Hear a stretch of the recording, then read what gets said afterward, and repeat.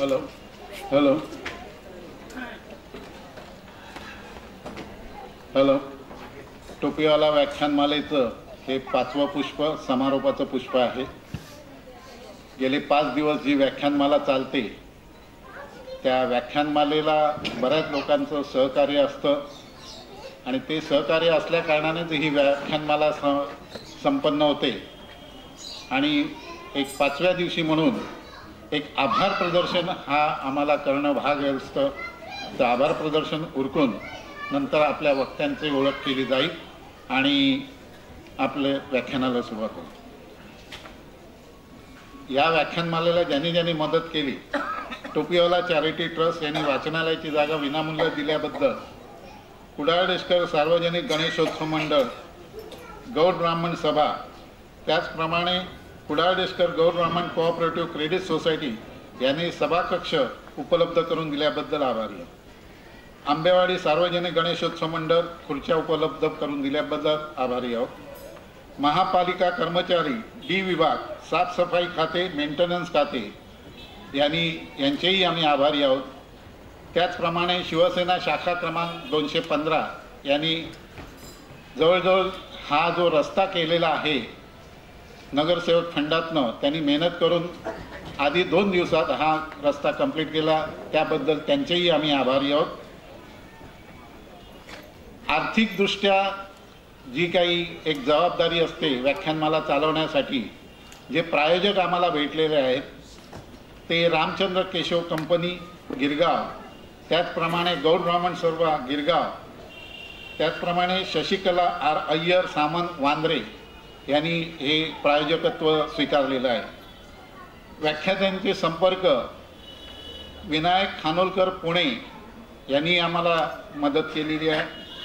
त्याचप्रमाणे जे आपण 10ची मर्यादा आपण सांभाळतो, पण व्ही.पी. रोड पोलीस स्टेशननी आम्हाला एक अर्ध्या तासाची सुद्धा मुभा दिली, त्याबद्दल आम्हीही त्यांचे आभारी आहोत। प्रसिद्ध माध्यम सांभाळणारे प्रसाद रावकर लोकसत्ता,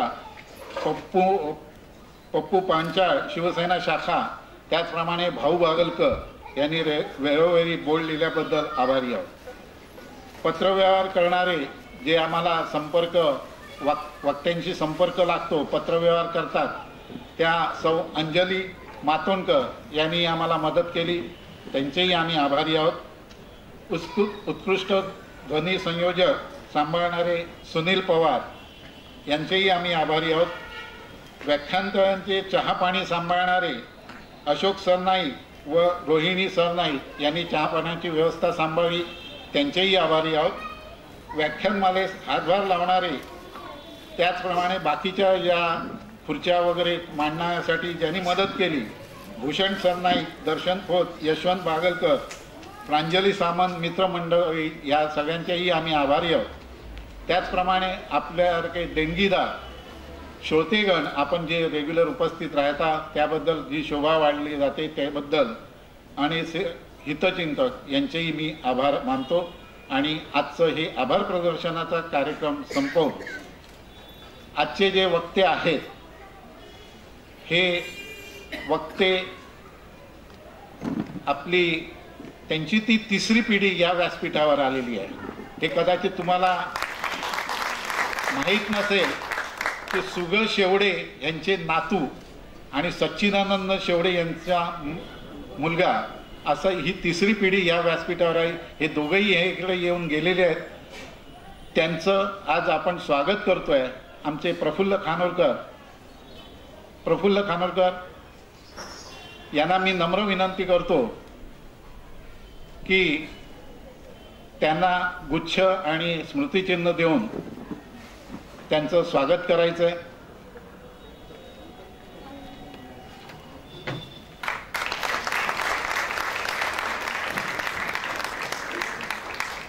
आणि आजचा जो व्याख्यानाचा जो हे आहे प्रायोजक, हे गिरगावातले रामचंद्र केशव अँड कंपनी यांनी प्रायोजकत्व स्वीकारलेलं आहे, त्यांचे मी आभार मानतो। आणि आता आपले जे शेवडे वक्ते आहेत डॉक्टर शेवडे यांचा परिचय संदेश सामंत करून देतील।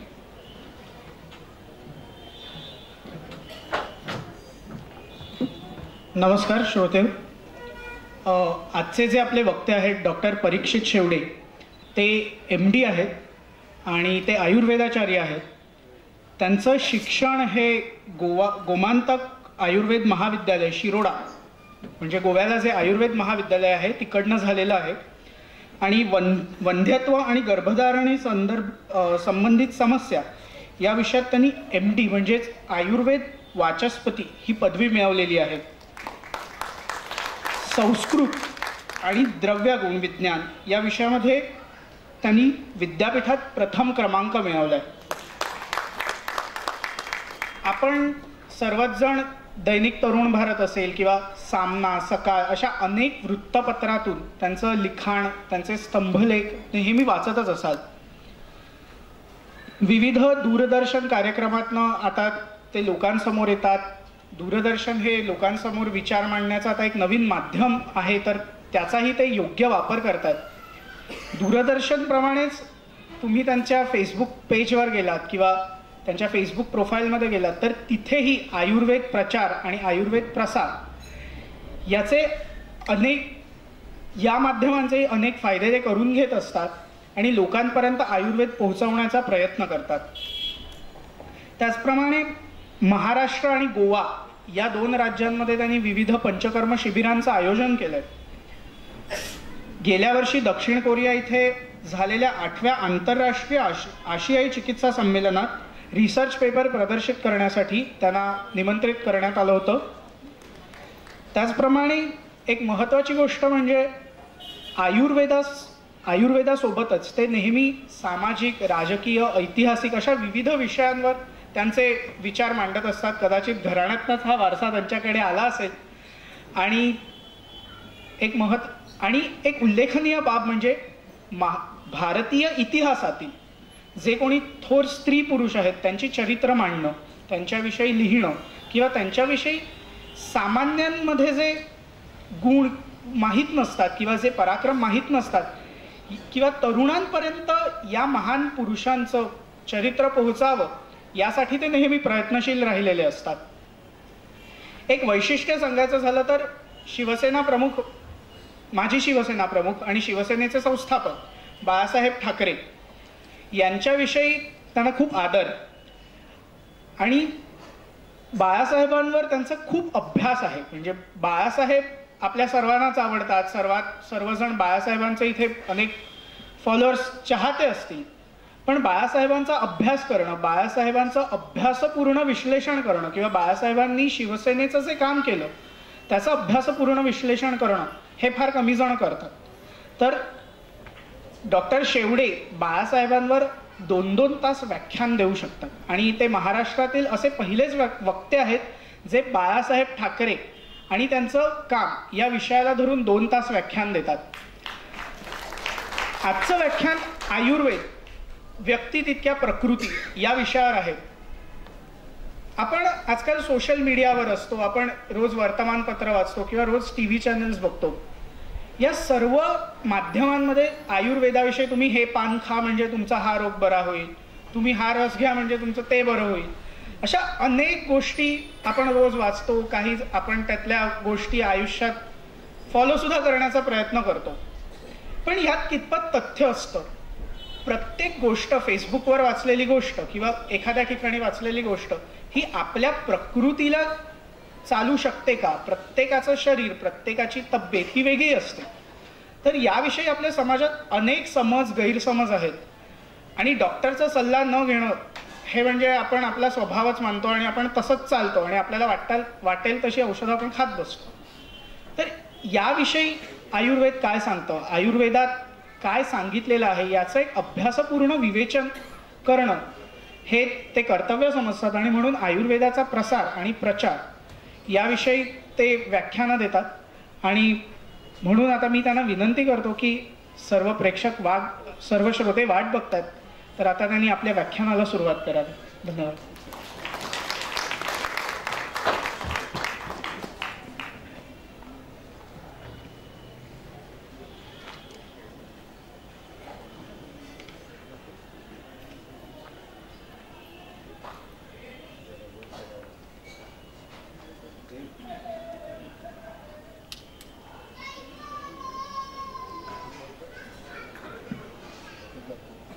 शंखं चक्रं जलौकां ददतं मृतघटं चारुदोर्भिश्चतुर्भिः सूक्ष्म स्वच्छातिरुद्यांशुकपरिविलसन् मौलिमम्बोजनेत्रं कालाम्भोतोज्ज्वलाङ्गं कटितटविलसत् चारुपीताम्बराढ्यं वन्दे धन्वन्तरिं तं निखिलगदवनप्रौढधावनीलम् रागादिरोगान् सततानुशक्तान् शेषकाय प्रसृतान् शेषान् औत्सुक्यमोहार्तिताञ्जघान युवपूर्ववैद्याय नमोऽस्तु तस्मै.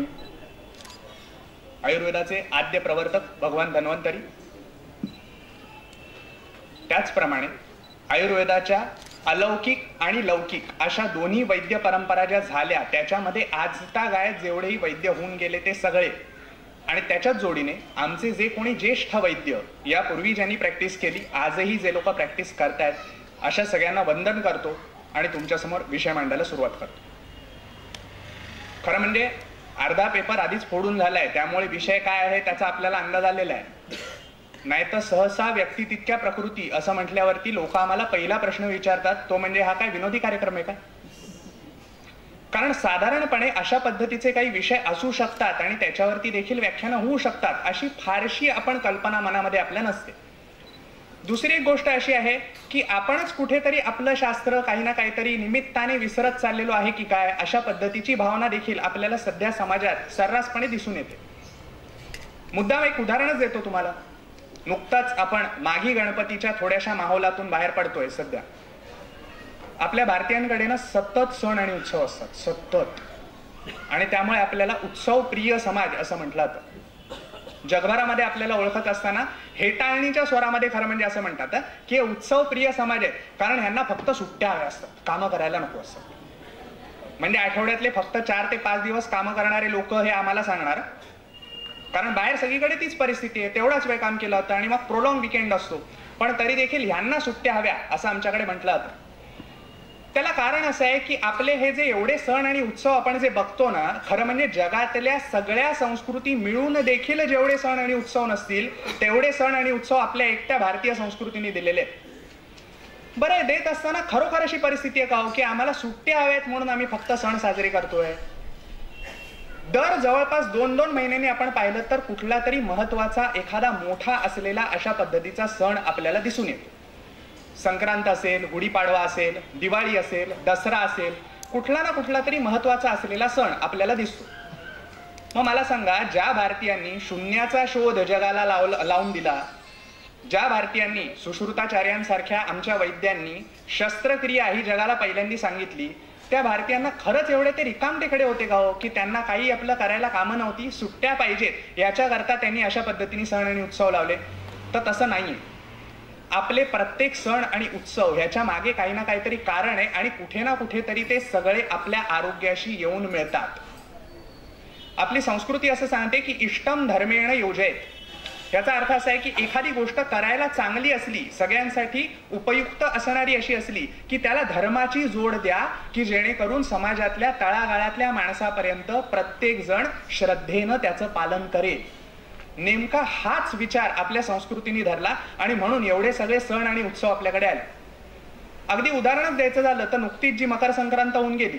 खरं म्हणजे संक्रांत अनेक पद्धतीच्या असतात सतत होत असतात अनेकांवर ओढवतात देखील.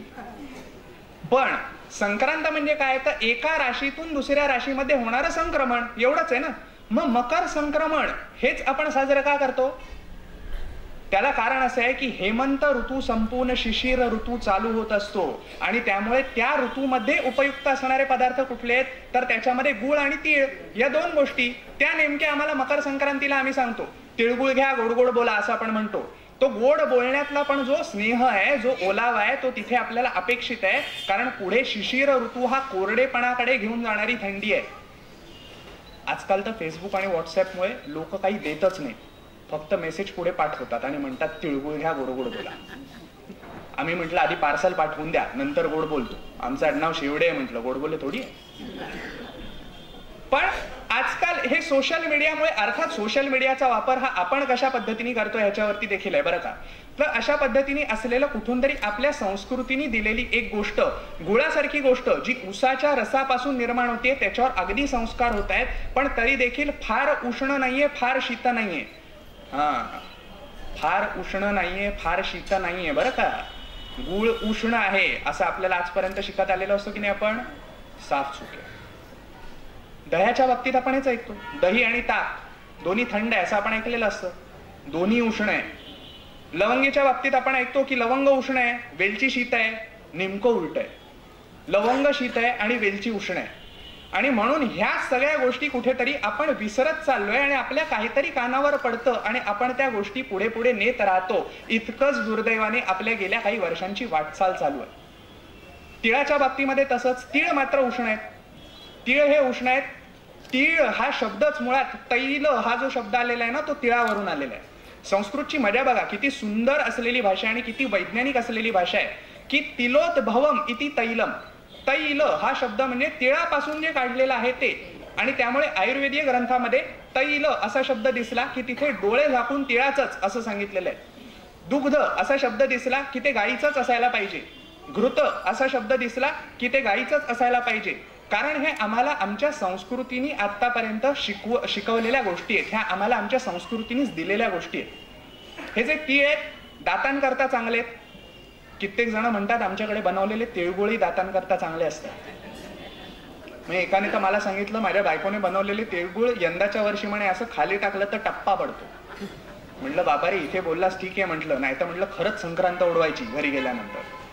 तर तीळ दातांसाठी उत्तम आहेत, तीळ हे केसांसाठी उत्तम आहेत, तीळ दृष्टीसाठी उत्तम आहेत आणि तीळ व्रण झाल्यानंतर तो भरून येण्याकरता उत्तम आहेत, जखम झाल्यावरती भरून येण्याकरता उत्तम आहेत. या तिळापासून काढलेलं तेल हे फक्त पोटात घेण्यासाठीच नाही तर वेगवेगळ्या पद्धतीने उपयुक्त आहे बरं का. आजकाल आपली गंगा सगळी उलटी वाहतीये, त्यामुळे जे ऑलिव्ह आपल्या देशात होतच नाही त्या ऑलिव्हचं तेल आपण वापरायला लागलोय. आणि जे तीळ आपल्याकडे वर्षानुवर्ष आहे त्याच्या तिळेलाला मात्र आपण कुठेतरी बाजूला सारलेलं आहे. हे तीळ आपण पोटामध्ये घेऊ शकतोच, त्याच्या व्यतिरिक्त दररोज अंगाला लावून अभ्यंग करणं आणि त्याच्यानंतर मग गरम पाण्याचं स्नान घेणं, याच्याकरता तिळाचं तेल हे उत्तम आहे की जेणेकरून त्वचेचं आरोग्य चांगलं राहतं. तिळाचं तेल पंचकर्मातल्या बस्तीकरताही वापरलं जातं. हेच तिळाचं तेल पंचकर्मातल्या नस्त्याकरता वापरलं जातं. हेच तिळाचं तेल हे कर्णपूरणासारख्या विधीला म्हणजे कानामध्ये घालणारे थेंब या स्वरूपामध्ये वापरलं जातं. थोडक्यात आपली दिनचर्या कशी असावी हे जर आपण पाहिलं तर ह्या तिळाला अनन्यसाधारण महत्व हे आपल्या शास्त्रांनी सांगितलेलं आहे. आज मात्र नामोनिशाण देखील त्या तिळाच्या तेलाचं मिळत नाही. फार तर क्वचित लोक आमच्याकडे आले वैद्यांकडे आणि आम्ही सांगितलं की तिळाच्या तेलाने अभ्यंग वगैरे करा की लोक पहिला प्रश्न विचारतात कुठे मिळेल. हमखास एखादं औषध द्यायचं झालं आणि आम्ही त्यांना सांगितलं की आल्याच्या रसातून आणि मधाच्या रसातून घ्या, पुढचा प्रश्न असतो विकत मिळतो का, तुम्ही तयार करता का. कारण कुठेतरी आपण या सगळ्या गोष्टी विसरतच चाललो. दिवाळी सारखा सण घ्या, दिवाळी सारखा सण, दिवाळा सण मोठा नाही आनंदा तोटा असं आपल्याकडे म्हटलं होतं. इतका मोठा असलेला सण, खरं म्हणजे सगळ्या सणांचा राजाच, त्या दिवाळीच्या सणात देखील आरोग्याचा संदेश आहे. वसुबारसेपासून जी दिवाळी चालू होते आपल्याकडे, ती वसुबारस जे आपण साजरं करतो, सवत्स धेनूची पूजा त्या दिवशी केली जाते. का बरं गाईलाच आपण एवढं महत्व देतो. एकमेव असा प्राणी जो जिवंत असताना देखील आपल्यावर उपकारच करतो आणि मेल्यावर देखील आपल्यावर उपकार करतो. फार कमी लोकांना ही गोष्ट माहित असेल बरं का. गायीच्या पित्ताशयातले खडे, ज्याला गोरोचन असं म्हणतात, ते माणसाच्या पित्ताशयातल्या खड्यांवरती औषध म्हणून काम करतात असं आयुर्वेद सांगतो. अर्थात याच्याकरता गोहत्या करा असं आमच्याकडे नाही सांगत बरं का. मेलेली गाय असेल तर त्याच्यानंतर तिच्या त्या पित्ताशयातल्या खड्यांचा अशा पद्धतीने वापर करता येऊ शकतो. जिवंतपणी तर ती गाय, मग ते दूध असू देत, त्याच्यापासून बनवले जाणारे पुढचे सगळे तुपापर्यंतचे पदार्थ असू देत, या प्रत्येक पदार्थातून आपल्याला काही ना काहीतरी पोषणच देते, आपल्याकरता उपयुक्त असलेलं कामच करते. अशा गायीप्रती आपण काहीतरी आपला विनम्र भाव बाळगावा, याच्याकरता तो साजरा केला जाणारा वसुबारसेचा दिवस आहे. त्याच्यानंतर मग येते धनत्रयोदशी. आपण आजकाल कोणाला विचारा धनत्रयोदशीच्या दिवशी कसली पूजा करतात, सर्रास जे उत्तर मिळतं ते असतं धनाची. म्हटलं बरं, मग लक्ष्मीपूजनाला कसली पूजा करतात, पैशाची. म्हटलं क्या बात आहे. म्हणजे आम्ही सध्या फक्त धनदास होऊन राहिलेलो आहे, त्या एखाद्या सणाच्या मागचा उद्देशच लक्षात नाही घेतलाय. धनत्रयोदशी खरं म्हणजे आयुर्वेदाचे आद्य प्रवर्तक भगवान धन्वंतरींची जयंती. त्या दिवशी समुद्र मंथनातून धन्वंतरी हे रत्न बाहेर पडलं, त्यामुळे त्यांना दाखवला जाणारा त्यांच्या प्रतीचे असलेली कृतज्ञता ही त्या दिवसातून आपल्याला व्यक्त करायची असते. आणि परत एकदा धन्याचा आणि गुळाचा दाखवला जाणारा नैवेद्य, कारण पुन्हा बरोबर त्या कालावधीमध्ये ही 2 अशी द्रव्य आहेत की जी आपल्या पोटाचे विकार नाहीसे करतात आणि त्या काळामध्ये उपयुक्त असलेली जी काही उष्णता आहे ती आपल्या शरीराला देतात आणि शरीरातली जास्तीची उष्णता बाहेर देखील काढतात. धन किती सुंदर आहे बघा. धनजिऱ्याचा काढा घेणं आपल्याला अगदी लहानपणापासून माहित असतं की कुठल्याही पद्धतीचे पित्ताचे विकार झाले की काय घ्यायचंय, तर धनजिराचा काढा घ्यायचाय की लघवी वाटे सगळी उष्णता शरीरातली बाहेर निघून जाईल. अशा पद्धतीचं सांगितलेलं ते कॉम्बिनेशन. त्याच्यानंतर मग येणारी नरक चतुर्दशी, ज्या दिवशी पहाटे अभ्यंग स्नान करण्याची प्रथा आता जवळपास होती असं म्हणण्यातच झाले नाही का. आजकाल आमच्याकडे साबण आले आहेत. एक कोणतरी पोरगा येताना दाखवतात, तो दार ठोकतो आणि म्हणतो की आज इस साबुन से नहाय नाही क्या, झाली आमची दिवाळी. क्या बात आहे. बरं, अभ्यंगाच्या बाबतीत तर कित्येकांना असं म्हणतात ना, पहिली अंघोळ असं म्हणतात. कित्येकांची तीच पहिली आणि तीच शेवटची. बाकीच्या वर्षभरासाठी वापरायला आपल्याकडे डिओड्रंट असतात, जाहिराती बघतो ना आपण. पण आम्ही ही गोष्ट लक्षात घेत नाही की त्या अभ्यंग स्नानानंतर लावण्याचं जे उठणं आहे त्याचे किती फायदे आहेत. ते एकच उठणं हे प्रत्येक प्रकारच्या त्वचेच्या प्रकाराला चालतं, प्रत्येक स्किन टाईपला चालतं. एकच उठणं कसं, तेच मिक्सर जर असेल, तेच मिश्रण जर का असेल, एखाद्याची त्वचा ही कोरडी असेल तर ते तेलामध्ये मिसळा, ते त्वचेला लावा, ते उठणं चालेल. एखाद्याला पित्ताचे त्रास जर का होत असतील तर त्याच्यामध्ये थोडंसं दूध घाला आणि ते उष्णतेच्या विकारांवरती काम करून जाईल. एखाद्याची त्वचा जर का अतिशय स्निग्ध असेल, कफ प्रकृतीचा, जसा आज प्रकृतीचा विषयच आहे, कफ प्रकृतीच्या लोकांची सहसा त्वचा ही स्निग्ध असते, अशा लोकांनी कोरडं उठणं लावायचंय. थोडक्यात काय, मिश्रण एकच उठण्याचं, पण ते प्रत्येक प्रकारच्या त्वचेला चालतं. आजकाल प्रत्येक स्किन टाईप वरती एक साबण आलाय आणि कुठला तरी हिरो दाखवतात, तो असा छानपैकी रेड्यासारखा टबात पहुडलेला असतो आणि मग सांगतो की मेरी खूबसूरत त्वचा का राज. बरं, पुरुष सांगतोय खूबसूरत त्वचा का राज, आणि मग अमुक अमुक और क्या असं म्हणतात त्याच्या पुढे. आणि आम्हालाही खरं वाटतं आणि आम्ही लगेच धाव येतो आमच्या जवळच्या दुकानात आणि ते सगळे साबण विकत घेण्याकरता अगदी चढाओढीने आम्ही ते साबण विकत घेतो. मात्र त्या सगळ्या मागे आम्ही हे लक्षातच घेत नाही की कुठे ना कुठेतरी आमच्या खांद्यावरती हा जो भाग दिलाय त्याला डोकं असं म्हणतात. आम्ही आजकाल त्याचं मंगल कार्यालय करून टाकलेलं आहे. मंगल कार्यालयात बघा ना, वेगवेगळ्या पद्धतीची कार्य असतात. सकाळी कोणाचं तरी बारसं असतं, ती माणसं येतात लहान पोराला वगैरे घेऊन, सगळा बारशाचा सुंदर छान कार्यक्रम होतो. आपापलं सामान त्यांनी आणलेलं असतं, त्या हॉलच्या खोल्या असतात तिथे ठेवलेलं असतं. सगळं ते आटपलं की त्याच्यानंतर आपापलं सामान घेऊन निघून जातात. मंगल कार्यालय रिकाम. त्याच्यानंतर संध्याकाळी कोणाची तरी श्रद्धांजलीची वगैरे सभा असते, ते लोक येतात, थोडेसे दुःखद असतात, त्यांचा सगळा मूडच वेगळा असतो. ती सभा होते, आपापलं त्यांनी आणलेलं सामान ते घेऊन जातात. मंगल कार्यालय रिकाम. त्या पद्धतीने आमच्या डोक्यांचं झालंय. सध्याला आम्हाला 2 मिनिट्स असं म्हटल्यानंतर मग खरंच आमची भूक भागते की काय असं वाटायला लागलेलं आहे. पण त्या 2 मिनिट्सनी आम्ही किती नुकसान ओढवून घेतोय हे आम्हाला विसरलेलो आहे जवळपास. आणि ह्याच्याच करता कुठे ना कुठेतरी आपण हा धांडोळा घेणं गरजेचं आहे की हे आपल्या संस्कृतीने एवढे जे सण सांगितले त्या प्रत्येकाच्या मागे खरंच काय कारण असेल. खरं म्हणजे भारतीय सण आणि आपले आरोग्य हा एक माझा स्वतंत्र व्याख्यानाचा विषयच आहे बरं का, आणि त्यामुळे मी त्याच्यात अधिक खोलात जात नाही. पण हे आजच्या सारखे विषय हे आज आपल्याला का गरजेचे आहेत हे सांगण्यामागे फक्त हे एवढी सगळी पार्श्वभूमी सांगणं ही अतिशय गरजेची आहे. त्याला कारण असं आहे की कुठेतरी हीच भारतीय संस्कृती जिनी एवढ्या हजारो वर्षांपूर्वी आपल्याला आयुर्वेद देऊन ठेवला आणि आपल्या प्रत्येक सणाच्या मागे देखील आपल्याला शास्त्र शिकवलं, आज त्याच भारतीय संस्कृतीमध्ये आजची परिस्थिती काय आहे हे बघणं कर्मप्राप्त आहे. लोक सहसा आम्हाला विचारतात की तुम्ही आयुर्वेदाचार्य आहात ना. हो. आयुर्वेद नेमका चालू कुठून होतो? मजेशीर प्रश्न आहे बरं का, ट्रिकी प्रश्न आहे. माझं उत्तर ठरलेलं आहे. मी सांगतो आयुर्वेद स्वयंपाकघरापासून चालू होतो.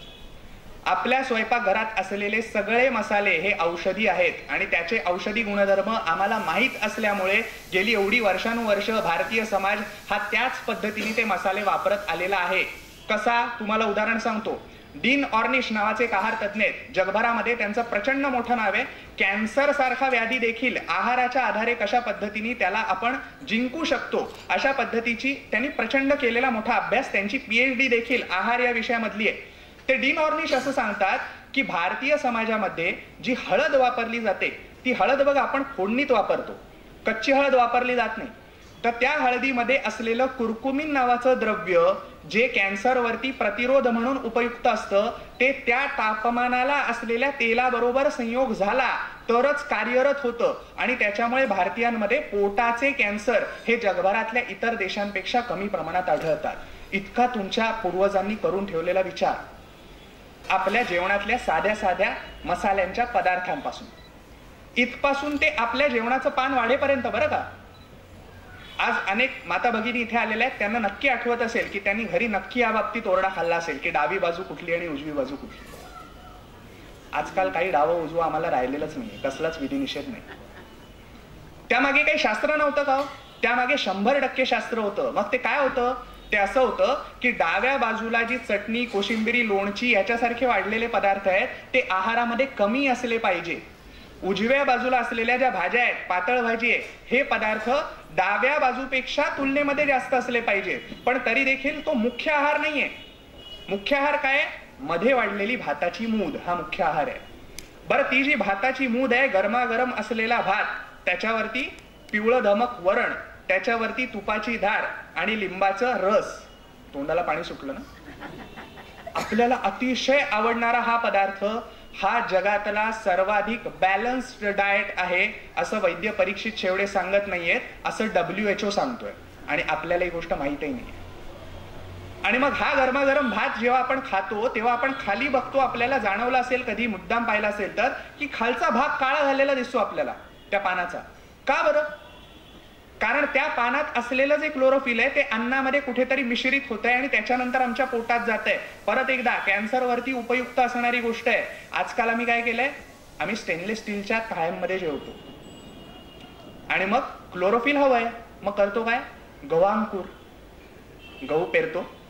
आजकाल मुंबईत तर आणि बिकट परिस्थिती येते, बिस्किटच्या छोट्या छोट्या रॅपरमध्ये पेरतात गहू आणि नंतर मग ते उगवले की नंतर कापायचं आणि मग त्याचा रस काढायचा आणि तो प्यायचा. तेवढंही आम्हाला आजकाल नको झालंय. इतका इन्स्टंट जमाना आहे सगळा की लोक आता आमच्याकडे डोंबिवलीला श्री व्यंकटेश आयुर्वेदमध्ये आल्यावरती लोकांचा हमखास प्रश्न असतो, गव्हांकुराची पावडर आहे का? म्हणजे जी गोष्ट ताजीच घेणं अपेक्षित आहे, आता आपण त्यालाही कुठेतरी शॉर्टकट काढायला लागलेलो आहे. पण ही केळीची पानं वगैरे तर आपण आता बादच केलेली आहे. त्याच्या पुढची असलेली गोष्ट अंगणं किंवा आपल्या घरातल्या जमिनी पूर्वी ज्या होत्या त्या सारवलेल्या असायच्या. आता त्यालाही काही स्कोप नाही. काय सारवणार? फरशा, मोझेक टाइल्स. तर त्या सारवलेल्या ज्या जमिनी असायच्या त्याच्या मागे काय विज्ञान होतं? तर त्याच्यावरती ठेवलेलं ते केळीचं पान, आजकालच्या भाषेमध्ये त्याला असं म्हणतात की परमिएबिलिटी ही त्या केळीच्या पानामध्ये जास्त असते. म्हणजे काय? तर एक घटक एका बाजूनी दुसऱ्या बाजूला जाणं आणि दुसऱ्या बाजूनी परत वरती येणं, ही जी गोष्ट आहे, तो जो जाळीदार असलेला भाग आहे त्याला म्हणतात परमिएबिलिटी. ही त्या केळीच्या पानामध्ये जास्त प्रमाणामध्ये. मग ते केळीचं पान ज्या वेळेला भात त्याच्यावरती वाढला जातो त्यावेळेला खाली असलेला शेण, गोमय, त्याच्यामध्ये आलेला गायीच्या पित्ताचा अंश हा त्याच्यातून मिश्रित होऊन आपल्या पोटात जात असल्यामुळे आपल्याला व्यवस्थित अन्न पचन पूर्वी होत होतं. इनो घेण्याची गरज नाही लागायची. ती आता आज लागते. कारण ह्या इतक्या लहान सहान गोष्टीत इतकं मोठं शास्त्र दडलेलं आहे, हेच आम्ही कुठेतरी विसरलो. आणि हे विसरण्यामागची कारणं खरं म्हणजे 2. त्याच्यातलं पहिलं कारण परकीयांनी आमच्यावर केलेलं आक्रमण आणि दुसरं कारण आपलीच आपल्या शास्त्राबद्दल असलेली प्रचंड मोठी अनास्था. परिणाम काय? याचे परिणाम असे की आज जगात आपला पहिला क्रमांक लागतो तो मधुमेहाची राजधानी म्हणून आज भारताला ओळखलं जातं. कुठेतरी पहिला क्रमांक लागतोय ना, पण कुठल्या कारणात लागतोय? मधुमेहाची राजधानी म्हणून आज आपल्याला ओळखतायत. 50% जगाच्या एकंदरीत मधुमेही रुग्णांच्या 50% रुग्ण हे एकट्या भारतामध्ये आढळत आहेत. पुन्हा एकदा WHO ने सांगितलेली आकडेवारी माझ्या पदरची सांगत नाहीये. दुसरा क्रमांक जो आपला लागतो तो कुपोषणाच्या बाबतीमध्ये लागतो. आज याच देशामध्ये जिथे एकीकडे लोक हे इतकं जेवतायत की त्यांना अति जेवल्यामुळे होणारे रोग होत आहेत, मग डायबिटीज असू देत, स्थौल्य असू देत, उच्च रक्तदाब असू देत, आणि दुसरीकडे त्याच आपल्या देशामध्ये अनेक मुलं कुपोषणाने दगावतायत. ही आजची परिस्थिती आहे. आजचीच बातमी आहे. पालघर जिल्ह्यामध्ये जी संख्या वाढलेली आहे सगळी कुपोषणाची, म्हणजे तो वेगळा करून देखील कुपोषणाची संख्या वाढलेली आहे. ही किती गंभीर गोष्ट आहे. अशा पद्धतीची कुपोषणाच्या बाबतीमध्ये आपला दुसरा क्रमांक लागतोय. आणि सगळ्यात भयानक असलेली गोष्ट म्हणजे हृदयरोग. हार्ट अटॅकच्या बाबतीमध्ये आज आकडेवारी असं सांगते की जवळपास 25% जास्त रुग्ण आज भारतातले जर का टोटल आपण पाहिले हार्ट डिसीजचे असलेले, तर ते सरासरी 25 ते 35 या वयोगटातले आहेत. इतक्या तारुण्यावस्थेमध्ये आज आमच्या देशातली पिढी ही अशा सगळ्या रोगांना बळी ठरतेय. याला कारण आमचंच कुठेतरी असलेलं दुर्लक्ष. परकीयांनी आक्रमणं जी केली त्याच्यामध्ये मुघलांनी केलेल्या आक्रमणामध्ये त्यांनी डोकी मारली आणि ब्रिटिशांनी केलेल्या आक्रमणामध्ये त्यांनी आमची बुद्धी मारली. नालंदा तक्षशिलेचं उदाहरण आपल्याला माहिती आहे. तिथलं ग्रंथालय किती काळ जळत होतं. एवढा काळ जळणाऱ्या ग्रंथालयामध्ये केवळ आयुर्वेदाचीच नाही तर तत्कालीन जवळपास प्रत्येक भारतीय शास्त्राची अतोनात हानी झाली. आणि त्याच्यानंतर मग ब्रिटिशांनी केवळ आम्ही आणतो ते चांगलं एवढं सांगितलं आणि मग नंतर गोरे ब्रिटिश गेले आणि काळे आले. त्यामुळे आम्ही ते इमानीद्वारे पुढे चालवलं आणि म्हणून आमचं शास्त्र कुठे ना कुठेतरी विसरत गेलो आणि बाजूला काढत गेलो. आणि असं म्हणतात ना की जे आपल्या नेहमी परिचयाची गोष्ट असते, अति परिचयात अवज्ञा, आपल्याला त्यात काही विशेष वाटत नाही, घर की मुर्गी दाल बराबर. त्यामुळे आयुर्वेदाच्या बाबतीतही आपण नेमकं तेच करून टाकलं. कुठपर्यंत की मग आयुर्वेदाच्या बाबतीमध्ये आजकाल कोणी बोलायला लागलं ना की लोकांच्या मनामध्ये येणारी गोष्ट अशी असते की आयुर्वेद म्हणजे 1 नंबर कडू औषधं, काढे गोळ्या, 2 नंबर पथ्यांची लांबलचक असलेली यादी, 3 नंबर उशिरा गुण येणारी औषधं. एवढाच आपल्याला आयुर्वेद माहित असतो. या तिन्ही गोष्टी साफ चुकीच्या आहेत. कशा कशा पद्धतीने ते मी हळूहळू पुढे सांगेनच तुम्हाला. पण मुळात पथ्य अपथ्य याचा अर्थ काय हे तरी आपल्याला माहितीये का? आज इतकं आपण ह्याच्याकडे दुर्लक्ष करत चाललेलो आहे की लोक सांगतात डॉक्टरांनी खूप मोठी यादी लिहून दिली आहे, खूप पथ्य करायला सांगितलंय. प्रत्यक्षात पथ्य या शब्दाचा अर्थ जे खायला पाहिजे ते असा असतो आणि अपथ्य किंवा कुपथ्य या शब्दाचा अर्थ जे टाळावं अशा पद्धतीचं असतं ते. पण आयुर्वेद आमचा घरचाच आहे. जडीबुटींची औषधं, त्याच्यापेक्षा जास्त काही नाही. मला सहज परवाला एक काकू भेटल्या होत्या. मला म्हणाले, अरे तू ते आयुर्वेदिक केलंयस ना? म्हटलं हो. म्हणजे BHMS ना? म्हटलं नाही. म्हटलं BHMS म्हणजे होमिओपॅथी, आयुर्वेद म्हणजे BAMS. हा म्हणाल्या, म्हणजे ते साबुदाण्याच्या गोळ्या असतात त्याच ना? म्हटलं नाही काकू, आमचे म्हटलं काड्या असतात, पुळ्या असतात, म्हटलं चूर्ण असतात, गोळ्या असतात, या सगळ्या त्या म्हटलं आमच्या. अच्छा अच्छा अच्छा. शेवटी काय म्हणे तुला सांगते, होमिओपॅथी आणि आयुर्वेद सगळं एकच रे. हे अशा पद्धतीचे कुठेतरी आपलंच असलेलं आपल्या शास्त्राकडे होत जाणारं दुर्लक्ष. आणि मग जसं म्हटलं होतं की यथा राजा तथा प्रजा, आणि सध्या लोकशाही आहे त्यामुळे यथा प्रजा तथा राजा, कारण आपण त्यांना निवडून पाठवतोय. आम्हालाच यातलं काही माहित नाही आणि त्यामुळे स्वातंत्र्य मिळून 66-67 वर्ष होऊन देखील आयुर्वेदाच्या वाट्याला काय आलंय माहितीये तुम्हाला? आयुष नावाचं एक स्वायत्त संस्थान आणि CCIM नावाची एक कमिटी. या आयुष मध्ये काय काय येतं? नावातच आहे आयुर्वेद, योग, युनानी, सिद्ध, नॅचरोपॅथी, होमिओपॅथी. वा रे वा, सगळ्यांचं मिळून एक संस्थान. आयुर्वेदाला काय येणार त्याच्यात? काही नाही. आणि मग अशाच पद्धतीचं केलं जाणारं दुर्लक्ष हे जसं आपल्याकडून तसंच त्यांच्याकडून देखील. आणि मग जे मगाशी बोलता बोलता उल्लेख केला ना, जे आपल्याकडे होत जाणारं दुर्लक्ष असतं की आयुर्वेदाच्या औषधांनी उशिरा रिझल्ट येतो, असं म्हणणाऱ्या किती लोकांनी आपण आयुर्वेदीय वैद्याकडे कधी गेलो याचा विचार केलाय? एखादा रोग झाल्यावरती आपण पहिली धाव घेतो आपला जो कोणी फॅमिली डॉक्टर असेल त्याच्याकडे. आजकाल फॅमिली डॉक्टर ही परिस्थिती फारशी राहिली नाहीये बरं का. ते देखील एखाद्या वर्तमानपत्राच्या पुरवणी एवढे शिल्लक राहिलेले. पण फॅमिली डॉक्टरकडे जाणार, मग तो कुठेतरी एखादा स्पेशालिस्ट सुचवेल, मग तिथे जातो. तिथे जर का नाही फरक पडला तर मग त्याच्यानंतर होमिओपॅथीकडे जातो सोपी औषधं म्हणून. तिथे फरक नाही पडला तर मग आम्ही म्हणतो की बाकीचे कुठली तरी जडीबुटी करूया. त्यांनी फरक नाही पडला मग आपण म्हणतो की एक काम करूया, आता ॲक्युप्रेशरने नक्की फरक पडेल. मग ते ॲक्युप्रेशर नाही ते ॲक्युपंक्चर, त्या सुया आपण टोचून घेतो. आणि एवढं सगळं फिरून आल्यानंतर मग ज्या वेळेला फरक पडत नाही तेव्हा आपण म्हणतो चला आता आयुर्वेदाने काही फरक पडतोय का बघूया. म्हणजे शेवटची संधी आयुर्वेदाला, त्याच्या आधी तो रोग आपण किती काळ आपल्या शरीरामध्ये वागवलाय याचा आपण विचार देखील करत नाही. आणि त्याच्यानंतर सगळं खापर फुटतं ते विचार आयुर्वेदावरती. जे लोक सांगतात की आयुर्वेदी औषधांनी लगेच रिझल्ट येत नाही, त्यांना आम्ही नेहमी सांगतो की आमचं खुलं आव्हान आहे, आम्ही केवळ 2 गोळ्या काढून देऊ, 20व्या मिनिटाला जुलाब जर का झालं नाही तर आम्ही आयुर्वेदीय चिकित्सा करणार नाही. आचार्य वाघभट असं सांगतात की औषध दिल्यानंतर 24 तासांमध्ये तुम्हाला पहिला गुण दिसून आला पाहिजे, इतकं लगेच त्याचे गुण मिळतात. आणि हो, एकीकडे प्रॅक्टिस देखील चालू असल्यामुळे हे आता ठामपणे सांगू शकतो की तेवढ्या लगेच आपल्याला गुण मिळत असतात ह्या गोष्टींचे. मात्र आपणच कुठेतरी याला बाजूला सारत असतो. आणि म्हणून या सगळ्या गोष्टी असल्यामुळेच कुठे ना कुठेतरी असं वाटलं की हा विषय लोकांपर्यंत पोहोचावा, की जेणेकरून आयुर्वेद नेमका काय आहे हा तुम्हाला समजेल ना. आणि तुम्हाला थोडं थोडं त्याच्यातून जर का काही घेता आलं आणि प्रत्येक जण जर निरोगी राहिला तर आपल्याला त्याचा खरा फायदा होईल. आणि म्हणून व्यक्ती तितक्या प्रकृती, त्याला मागचं कारण हे आहे. व्यक्ती तितक्या प्रकृती, प्रकृती असं म्हटल्याबरोबर तरी चांगली गोष्ट आहे बरं का, की आपल्याकडे वातावरण हे आयुर्वेदाचं आहे बऱ्यापैकी गिरगावामध्ये. त्यामुळे असं मी म्हटल्यावरती सहसा असा प्रश्न नाही येणार जसा मी मगाशी सांगितला. पण तरी देखील प्रकृती म्हणजे काय हो असा प्रश्न स्वाभाविकपणे लोक आम्हाला विचारतात. प्रकृती म्हणजे नेमकं काय, तर ह्याचं अगदी सोपं करून सांगायचं तर सोपी व्याख्या अशी आहे की प्रकृती अशी गोष्ट आहे की जी जन्माला आल्यापासून मरेपर्यंत तुमची साथ सोडत नाही, तुमच्या सावलीसारखी तुमच्या बरोबर असते. कित्येक लोकांचं तुम्ही ऐकलं असेल, ते सांगतात मला थंड पाणी प्यायलेलं चालत नाही रे, माझ्या प्रकृतीला सोसत नाही. काही लोक सांगतात मला उन्हातून जाऊन आलं ना की लगेच पित्ताचा त्रास होतो, मला प्रकृतीला बिलकुल सोसत नाही उन्हातून जाणं. काही लोकांना आणि कुठला सांधेदुखीचा त्रास असतो, प्रकृतीला अनेक गोष्टी सोसवत नसल्यामुळे. हे जे प्रकृती ही जी गोष्ट आहे ना, ती नेमकी आज आपण काय ते बघणार आहोत. साहित्य सम्राट नचिन केळकरांना एकदा प्रश्न विचारला होता की प्रकृती, संस्कृती आणि विकृती याच्यामधला फरक काय. त्यांनी खूप छान उत्तर दिलं.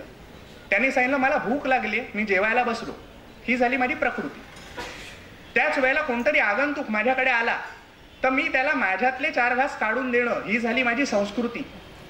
पण अशा वेळेला कोणी माझ्याकडे आला तर मी आपलं ताट घेऊन आतमध्ये जाणं, स्वतः खाणं आणि नंतर बाहेर येणं, ही झाली विकृती. आता कदाचित पुण्याशी खूप जवळचा संबंध असल्यामुळे त्यांनी असं सांगितलं असेल, कारण साधारणपणे पुण्यामध्ये गेल्यानंतर समोरचा माणूस जर का म्हणाला की एक 5 मिनिटं बसा, आपण एक 4:30-5च्या सुमाराला गेलेलो असतो, एक 5 मिनिटं बसा, आलो चहा घेऊन, आणि नंतर तो माणूस आत जातो. बरं आत जातो तो 15 मिनिटांनी बाहेर येतो, आपण आपली चहाची वाट बघत असतो. येतो तो रिकामा हात हलवत, चहा कुठे, घेऊन आलो की म्हणतो. पुणेकर कोणी असतील तर राग मानू नका बरं का, काय आमचं एमडी पुण्यात झालंय त्यामुळे आम्ही तिथेच मुरलेलो आहे 3 वर्ष, त्यामुळे आता बोलता बोलता असे किस्से येत जातात. तर त्यामुळे प्रकृती म्हणजे काय, तर जी गोष्ट आपल्या बरोबर सतत राहते अशा पद्धतीची असलेली गोष्ट आहे. त्याच्यातही 3 दोष आयुर्वेदाने सांगितले जे आपण सगळ्यांनी ऐकलेले असतात, वात, पित्त आणि कफ. या 3ही दोषांच्या असलेल्या प्रकृती आणि या 3ही दोषांचं असलेलं कॉम्बिनेशन, परम्युटेशन आणि कॉम्बिनेशन, त्यांची मिश्रणं अशा पद्धतीने या प्रकृती बनत असतात. ह्या प्रकृती आयुर्वेदाने प्रामुख्याने सांगितल्याच आहेत. याच्या पलीकडे जाऊन 16 मानसिक प्रकृती आयुर्वेदाने सांगितल्या आहे. जगातलं पहिलं शास्त्र आहे ज्यांनी मानसिक प्रकृती सांगितलेलं आहे. अर्थात आज आपण मानसिक प्रकृती या विषयात फारसे जाणार नाही आहोत. शारीरिक प्रकृती काय आहेत हे आपण नक्की ओळखणार आहोत. मात्र ते बघत असताना काही पथ्य आपण सगळ्यांनी पाळायचे.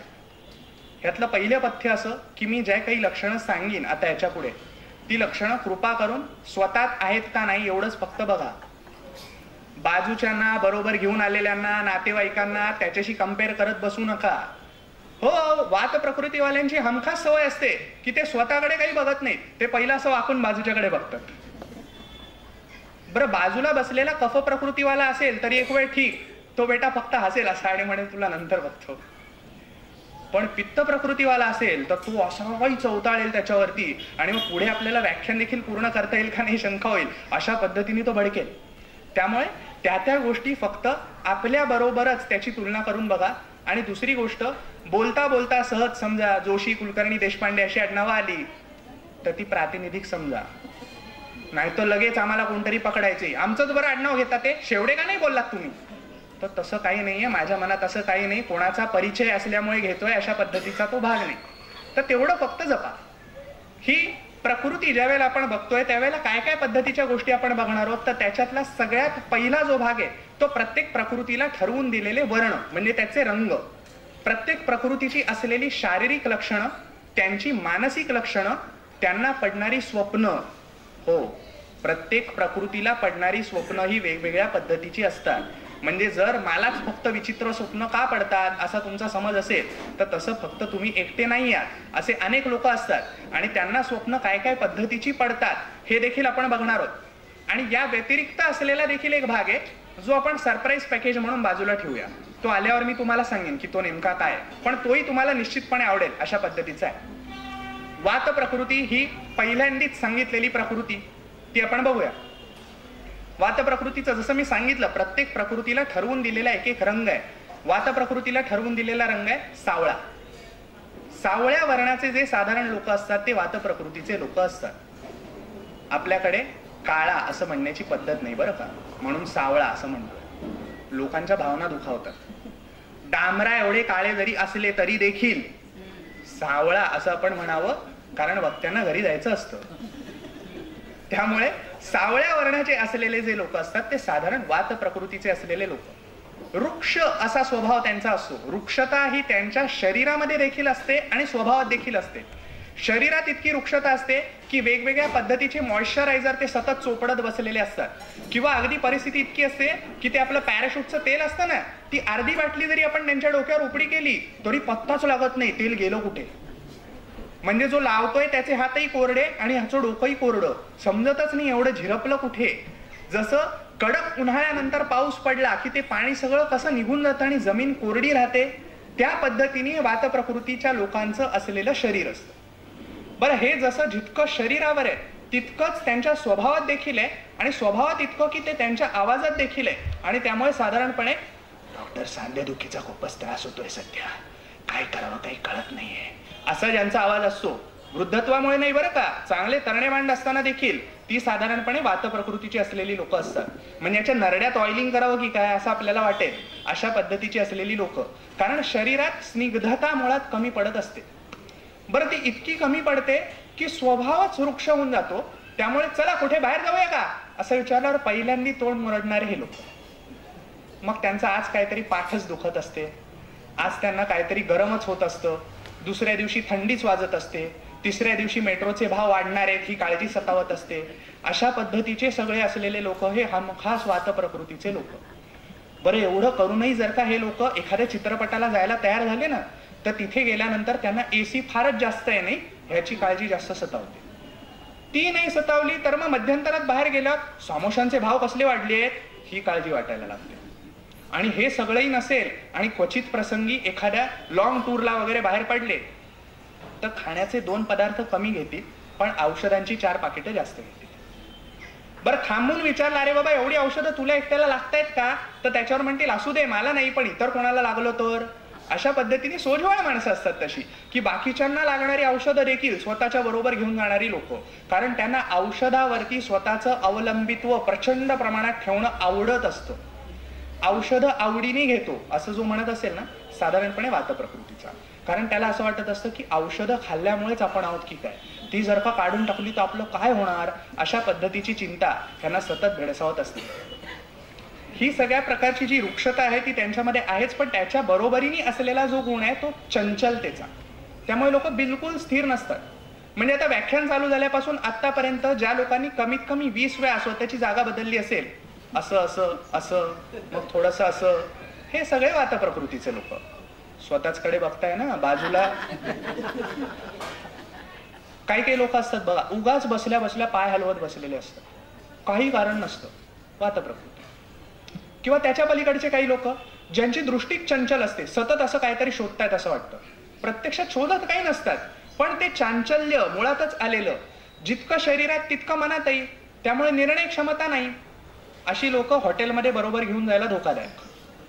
बरोबर तुम्ही नेलत की पहिलं त्यांना समजा विचारलं काय रे बाबा काय खाणार आहेस, की थाटात सांगतात आज मी पावभाजी खाणार आहे. बाकीचे खुश होतात, पटकन ऑर्डर मिळाली की. नाही तर हॉटेलमध्ये कसे काही लोक आळमटळम करतात, हे कफ प्रकृतीवाल्यांची नेहमीची वैशिष्ट्य आहे. ते आपलं बाजूचा काय घेतोय, मग तू काय घेतोस, अच्छा मग तुझं काय, अरे तू तुझं सांग ना, पण ते बाकीच्यांचंच बघत बसतात. वात प्रकृतीचे लोक धाडकन सांगतील मला हे हवंय. बरं, पुढच्याला विचारलं की तुला काय पाहिजे, तो माणूस सांगेल की मला चायनीज खावंसं वाटतंय त्यामुळेच नूडल्स खातो. याला वाटतं अरे रे घोळच केला, पावभाजी सांगायला नको होती, नूडल्स आपल्यालाही खावीशी वाटतात. म्हणून तो 1 मिनिट जरा माझी ऑर्डर थोडी होल्डवर टाका, मी बहुतेक नूडल्सच घेईन. बरं म्हणतात ते लोक. पुढे आणि तिसऱ्याला विचारलं जातं, तो म्हणतो काय मला असं वाटतं आज आपण सगळेजण पंजाबी खाऊया. ह्या दोघा तिघांच्या ऑर्डर ज्यांना वेगळ्या द्यायच्या आहेत त्यांनी वेगळ्या देऊ दे. आपण सगळ्यांनी रोटी मागूया, 2 भाज्या मागूया, पनीरची भाजी आपल्या सगळ्यांची आवडती असलेली ती एखादी मागू आणि त्याच्यानंतर जेवू. परत ह्याला वाटायला लागतं अरे आपण गोळच केला, मैं हक्का नूडल्स पण उतनी मजा नाही, उसमें उतना मजा नाही आहे. मग काय करायचं? मग तो म्हणतो की एक काम करूया, मला पण तुमच्यातच कॅल्क्युलेट करा, मी पण पनीरची भाजी खाईन. आणि मग सगळं करत करत करत सगळ्यांची ऑर्डर जेव्हा संपते त्यावेळेला हा माणूस परत स्वतःच्या पावभाजीच्या ऑर्डरवर जातो आणि म्हणतो मला पावभाजी पाहिजे. त्यामुळे जर अशा लोकांबरोबर हॉटेलमध्ये गेलात ना तर त्यांना सांगा 2 मिनिटं शांत राहा, बाकी सगळ्यांची ऑर्डर पहिल्यांदा घेतो आणि मग तू ठरव आता एवढ्या लोकांनी जे घेतलंय त्याच्यातलं तू नेमकं काय घेणार आहेस. असं त्यांना नेमकं करावं लागतं. अशा पद्धतीचं असलेलं चांचल्य, इतकं चांचल्य की धरसोड वृत्ती प्रचंड प्रमाणात. आरंभशूर असलेले लोक बरं का, म्हणजे एखादं कार्य सुरू करायचं असेल तर ह्यांना सांगायचं. बुफे वगैरे असतात बघा, आजकाल बुफे सिस्टम असते. साधारणपणे लोक घुटमळत बसतात की जाऊ का नको जाऊ, कोण सुरू करतंय. वात प्रकृतीवाले हमखास पुढे जातील. बरं, त्यांना पुढे पाठवणारे लोक कफ प्रकृतीचे असतात बरं का, ते हळूच जाऊन सांगतात जा चालू करून दे, किंवा हे आपले जातात. आणि मग त्याच्यानंतर आरंभशूरपणा जो असतो तो पुढे कधीच टिकत नाही. आणि म्हणून असे रुग्ण आमच्याकडे आले की नेहमी आमच्या पोटात गोळा असतो. कारण आल्याबरोबर आम्ही त्यांना सांगितलेलं असतं की थोडा असा व्यायाम करा, आहाराची पथ्य अशा पद्धतीने पाळा आणि औषधं घ्या की तुम्ही व्यवस्थित ठणठणीत बरे व्हाल.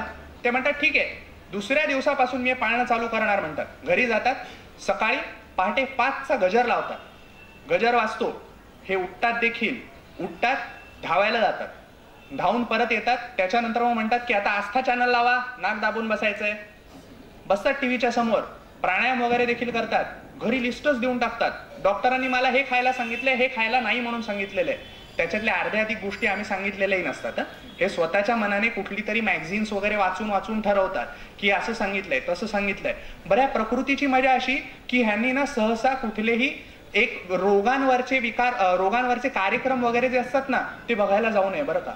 कारण कुठलाही कार्यक्रम पाहिला की हा रोग आपल्यालाच झालाय असं यांना पहिलं वाटायला लागतं. अशी ही सगळी लोक असतात. म्हणजे एक पेशंट आमच्याकडे आली होती मध्यंतरी, तिने मला येऊन सांगितलं डॉक्टर मला ग्रहणी झालेली आहे, त्याच्यावर औषध द्या. आता वैद्य म्हटल्यावर आम्हाला बरं वाटतं, असं कोणतरी आयुर्वेदीय नाव सांगतंय रोगाचं. म्हटलं कशावरून कळलं तुम्हाला ग्रहणी हा रोग झालाय? नाही म्हणे ते अमुक वैद्य आहेत ना त्यांचं टेलिव्हिजनवरती येतं, ते मी वाचलंय, ते मी ऐकलंय, त्यामुळे मला लक्षात आलं की मला ग्रहणी झालेली आहे. म्हटलं बरं, मग आता एक काम करा, घरी नेट आहे का? हो म्हणाले. युट्यूब वरती म्हटलं जा, त्याच वैद्यांचं अतिसारावरती असलेलं लेक्चर आहे ते बघा. बरं म्हणाल्या. दुसऱ्या दिवशी परत, आता कन्फर्म आहे डायग्नोसिस म्हणे मला अतिसारच झालेला आहे, जीर्ण अतिसार आहे, ग्रहणी नाहीये. म्हटलं बरं, आता एक काम करा की तुम्ही हे दोन्ही बाजूला ठेवा, आज परत जा आणि युट्यूब वरती म्हटलं अम्लपित्ताबद्दलचं त्यांचं लेक्चर ऐका आणि मग तुम्हाला काय वाटतं सांगा. काकू परत तिसऱ्या दिवशी क्लिनिकवर आणि म्हणे आता मी कन्फर्म सांगते तुम्ही फार बरं केलं, हे दोन्ही रोगांमधला मला फरक दाखवला, आता मला कळलंय मला अम्लपित्तच झालंय. त्यामुळे या लोकांनी चुकूनही हे अशा पद्धतीची सदरं, अशा पद्धतीचे असलेले कार्यक्रम हे बघायला जाऊ नये. तर आपण सांगत होतो आरंभशूरपणाबद्दल, तेवढा विषय आम्ही सोडत नाही, तेवढा मी वात प्रकृतीचा नाही. तर या आरंभशूरपणामुळे पहिल्या दिवशी सगळी कामं व्यवस्थित होतात, पथ्य काटेकोर पाळलं जातं. दुसऱ्या दिवशी पहाटे 5ला अलार्म वाजतो, तो स्नूज केला जातो. 5:30ला उठलं जातं. मात्र 5:30ला उठल्यावरती राऊंड मारून येतात. नंतर मग घरी आल्यावरती सांगतात आता थोडंसं दमायला झालंय, आता एक झोप काढतो असं म्हणून झोपतात.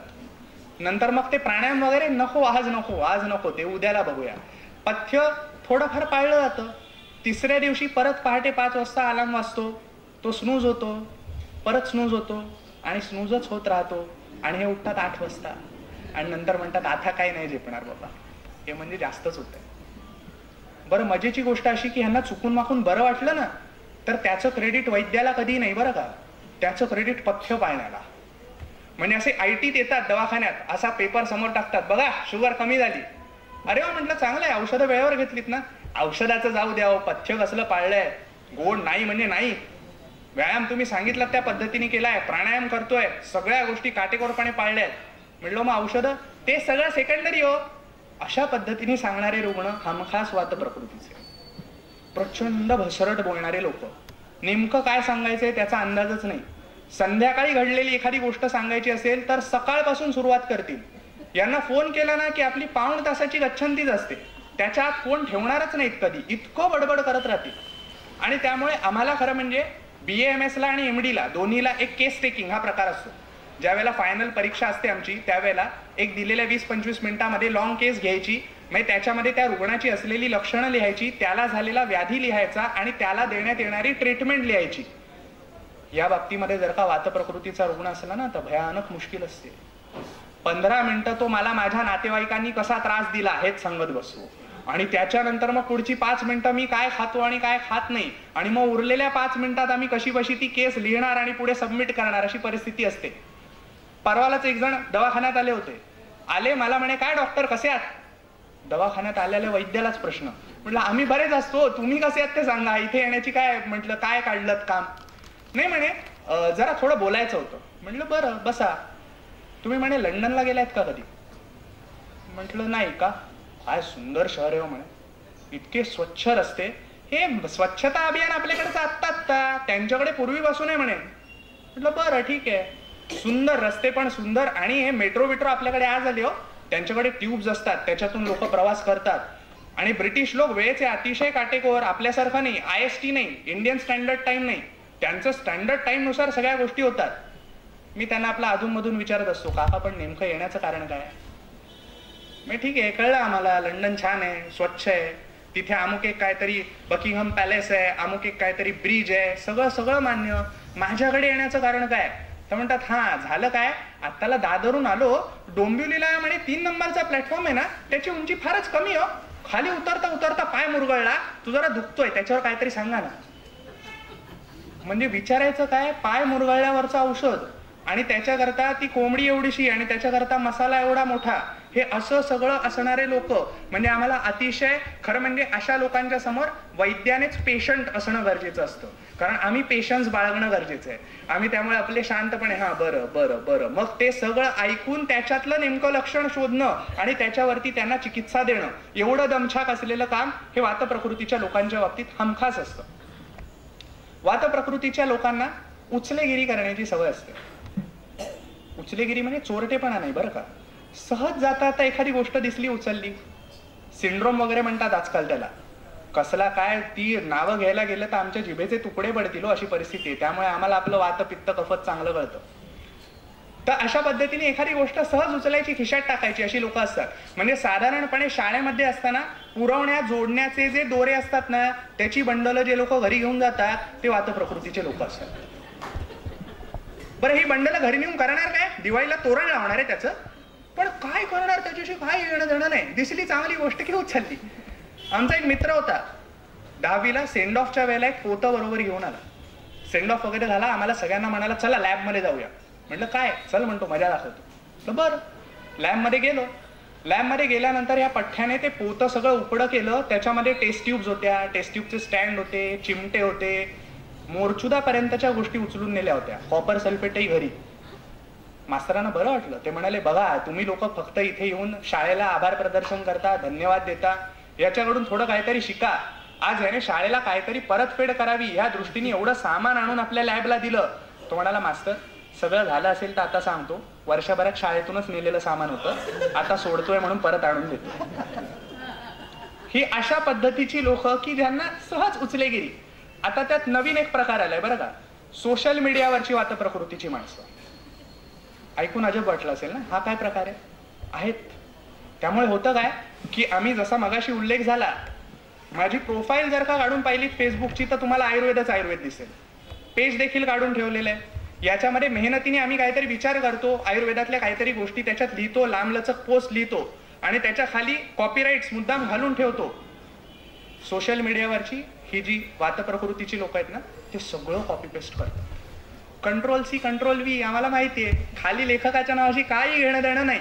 मग तेवढं फक्त कॉपी पेस्ट करायचं आणि व्हॉट्सअप करून टाकायचं लोकांना, आणि मग दिवसभर तीच पोस्ट फिरून संध्याकाळी किमान 10 ग्रुप्स मलाच फॉरवर्ड करतात आणि मला सांगतात बघा कुठल्या तरी वैद्याने चांगली पोस्ट पाठवली की नाही.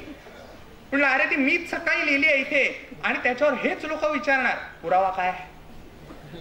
साधारणपणे मला असं वाटतं की बॉलिवूड मधल्या ना काही संगीतकारांची प्रकृती वातप्रकृतीची असावी. म्हणून साधारण काही गाणी आपल्याला ऐकली तर ती ह्या गाण्यावरून उचललेलं गाणं, त्या गाण्यावरून उचललेलं गाणं, जाऊ दे, आपण त्यांच्या नावात जाऊया नको. पण अशा पद्धतीच्या प्रकृती ह्या आपल्याला वात प्रकृतीच्या बाबतीमध्ये अशी माणसंही दिसून येतात. आरंभशूर, जसं मी मगाशी सांगितलं तसं त्याच पद्धतीने अतिशय बारीक असणारी सहसा लोक आहेत. ती काही फार अशी धष्टपुष्ट नसतात, म्हणजे अगदी त्वचेवरून शिरा वगैरे दिसतील अशा पद्धतीची असलेली लोक. आणि जोर मात्र खूप असतो अंगात, म्हणजे सिंगल पसली नाम बुरसली अशा पद्धतीची लोक असतात. एकदा एक कंडक्टर होता बसचा. तो कंडक्टर वात प्रकृतीचा होता. एक पहिलवान चढला बसमध्ये. हा गेला त्याच्याकडे, तिकीट दाखवा म्हणाला. पहिलवान म्हणाला नाहीये. नाहीये? नाही. बरं, पहिलवान कफ प्रकृतीचा, आडवा तिडवा असा. हा म्हणाला आता करणार काय याच्या पुढे, नाहीये म्हणतोय तर गप बसायचं. आपल्याला धोबी पछाड दिला तर एखादा बसमध्येच. बरं म्हणाला, ठीक आहे. परत आला. 2-3 वेळा असं घडलं. मग याने ठरवलं की आता काहीतरी याच्या बाबतीमध्ये करायचं आपण, बरं का. जिम लावली, व्यायाम वगैरे करायला सुरुवात केली, छान खाल्लं प्यायलं. एक 3-4 महिन्यामध्ये जरा शरीर चांगलं झाल्यावरती परत गेला बसमध्ये. आणि नंतर मग त्याला म्हणाला तिकीट दाखव. तर पहिलवान म्हणणं नाहीये. बस काय बापाची वाटली का मग, चढलास कसा आतमध्ये? तर म्हणाला पास आहे. अशा पद्धतीची गोंधळ घालणारी लोक, धांदरट स्वभाव असलेली जी लोक असतात ती साधारणपणे ही वात प्रकृतीची असलेली लोक. बरं, हे जसं मी सांगितलं की बारीक असतात, त्याच पद्धतीने त्यांच्या सांध्यातून सतत आवाज येत असतात, बरं का. कारण स्निग्धता कमी असते. म्हणून आम्ही नेहमी असं म्हणतो की वात प्रकृतीची लोक ही आयुर्वेदातला ऑर्केस्ट्रा आहेत. डोळे झाकून वात प्रकृती ओळखता येते. खरंच डोळे झाकून ओळखता येते. डोळे बंद करून बसायचं. कट कट कट कट आवाज आला की यांचा कुठेतरी कुठला तरी वात कुठल्या तरी सांध्यातून बाहेर पडत असतो, अशा पद्धतीचा असतो. नाहीतर कित्येक लोक बसायला वगैरे जमिनीवर जातात आणि पाय वाकडा होतो, तो वाकडाच होत जातो. अशा पद्धतीचे वाताचे वेगवेगळ्या पद्धतीचे त्रास त्यांना मुख्यतः होतात. हे असे शक्यतोवर वात प्रकृतीची असलेली लोक आहेत. तर थोडक्यात ही झाली त्यांची शारीरिक लक्षणं, मानसिक लक्षणं. आता त्याच्या पलीकडे असलेली जी गोष्ट मी सांगितली, स्वप्न. या लोकांना स्वप्न कशी पडतात माहितीये? विचित्र स्वप्न पडतात. बेडकाचं तोंड असलेला सिंह. वाटेल तरी आपल्याला कधी असं काहीतरी स्वप्न पडेल म्हणून पडतं यांना हमखास. 3 तोंडाचा ड्रॅगन आणि त्याला हत्तीसारखी सोंड आहे. आपण आकाशात उडतोय. वात प्रकृतीचं दिलेलं लक्षण, ग्रंथात दिलेलं लक्षण आहे. आकाशात उडतोय असं स्वप्न पडतं. उंच इमारतीवरती चढलोय आणि तिथून खाली पडतोय की काय, अशा पद्धतीची स्वप्न ह्या लोकांना पडतात. त्यामुळे किंवा काहीतरी धुसर दिसतंय, अरुण वर्ण जास्त प्रमाणामध्ये दिसून येतोय, सावळा रंग स्वप्नात दिसतोय, ब्लॅकआउट होतोय, असे जे रंग देखील स्वप्नात दिसतात ना, ते वात प्रकृतीच्या लोकांना जास्त प्रमाणात दिसतात. आणि आता ह्याच्या पलीकडची असलेली गोष्ट जी मी तुम्हाला सांगितलं की जे सरप्राईज पॅकेज आहे तुमच्याकरता, ती अशी गोष्ट आहे की साधारणपणे बघा, बोलता चालता आपण म्हणतो काय गाढवासारखा पसरलायस, काय डुकरासारखं लोळतोयस, काय माकड चाळेत. म्हणजे साधारणपणे माणसाची केलेली प्राण्याशी तुलना ही आयुर्वेदाने सांगितली बरं का. आयुर्वेदाने, सुश्रुताचार्याने प्रत्येक प्रकृतीची असलेली अनुकत्व अशी सांगितलेली आहे. थोडक्यात प्रत्येक प्रकृतीच्या माणसांना काही एक प्राणी नेमून दिलेले आहेत आणि त्यांचा स्वभाव हा त्या प्राण्यांप्रमाणे असतो. आता ह्या बाबतीत मात्र आज इथे जे लोक नसतील अशा लोकांच्या बाबतीत आपण विचार करू शकता बरं का. तर ह्या वात प्रकृतीतला जो पहिला प्राणी आहे तो सांगितलेला आहे अज. अज म्हणजे बकरा.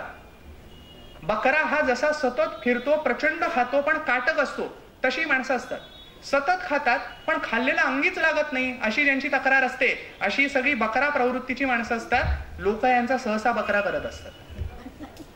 कुठलंही काम असू दे ह्यांना कुठेतरी लावून देतात कामाला, स्वतः बाजूला राहतात. बरं, बकरीची अनेक टेंडन्सी आपल्याला माहित असेल. शेळीची टेंडन्सी की समोरचं जसं चाललेलं आहे तसं ते मागून चालत राहतात आणि त्यामुळे एक खड्ड्यात पडलं की पुढचे 100 खड्ड्यात पडतील अशा पद्धतीची असलेली लोक. पण ते इमाने इतबारे चालत राहतात, विचार नाही करत की आपण ह्याच्यापेक्षा वेगळा मार्ग एखादा निवडू शकतो का. तर ही सगळी लोक ही बकरा प्रकृतीमध्ये मोडतात. त्याच्यानंतर जी सांगितलेली ती शश प्रकृती म्हणजे ससा, भित्री भागूबाई. नियमाने दिलेली कामं सगळी व्यवस्थित करणार आणि चुकून एखादं पान जर पाठीवर पडलं तो आभाळ कोसळलं म्हणून धावायला सुरुवात सगळीकडे. आमच्या एक रुग्ण आहेत, त्यांचा मला एकदा कॉल आला असंच दुपारी. मला म्हणे जरा तुम्ही होम व्हिजिटला येता का. म्हणले येतो. म्हटलं काय झालंय. अहो म्हणे प्रचंड ब्लिडिंग होत आहे, रक्तस्राव होतोय खूप. म्हटलं बरं काय झालं नेमकं, कुठून ब्लिडिंग होत आहे. तर मला म्हणे काय म्हणे मगाशी मी भाजी कापत होते तर करंगळी कापली गेली. म्हटलं बरं मग. अहो रक्त थांबतच नाहीये, मी एवढा वेळ पाहिलं म्हणे घरभर रक्त. आता खराटा घेऊन साफ करावं की काय असं वाटायला लागलंय. इतका अतिरेक करणारी लोक ही सशाच्या प्रकृतीची असलेली लोक असतात आणि इथे तिथे धावत असणारी आणि कुठल्याही जागी स्थिर नसणारी लोक. त्याच्या पुढचा जो प्राणी सांगितलेला आहे तो आहे उंदीर. उंदराचं वैशिष्ट्य असतं बघा, सतत कुरतडतो काही ना काहीतरी. त्याचा काही उपयोग आहे का? त्याचा विचार नाही, पण एक ना धड भाराभर चिंध्या अशा पद्धतीने इथलं काहीतरी कुरतडलं, तिथलं काहीतरी कुरतडलं आणि काय त्याच्यातून मिळवलं तर काही नाही. मला सांगा, टूथपेस्टच्या टोपणांचं, त्याच्या झाकणांचा जमा करण्याचा छंद हा काही छंद आहे का? काही छंद असतात त्या लोकांना, कुठल्याही गोष्टी जमवत सुटतात. मग ते आईस्क्रीम वरती असणारे, ते वरती असणारे जे रॅपर असतात ना, ते मी खूप जमवलेत माझ्या लहानपणापासून. आता काय लोणचं घालायचं, त्याचं उपयोग काय त्या गोष्टीचा? पण हा विचारच नाही. अशा पद्धतीने जे मिळेल ते जमवत सुटणारी, संचय करणारी लोक जी असतात ती उंदीर प्रकृतीची असणारी सगळी लोक. त्याच्या पुढे सांगितलेली आहे ती श्व म्हणजे कुत्रा प्रकृतीची असणारी लोक.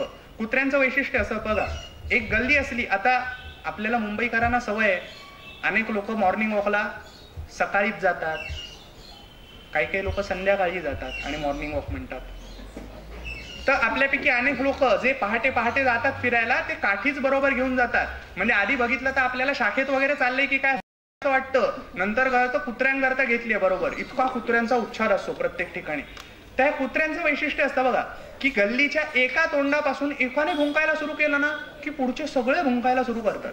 शेवटच्याला बापड्याला माहितीही नसता पहिला का भुंकतोय, आपला साथ देण्याकरता भुंकत असतो.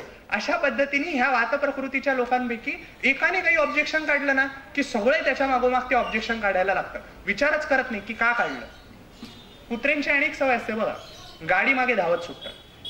एखादी गाडी जाताना दिसली की हे जीव घेऊन धावायला सुरुवात करतात. बरं ती गाडी थांबलीच तर तू करणार काय, स्टेअरिंगवर बसून चालवणार आहेस का?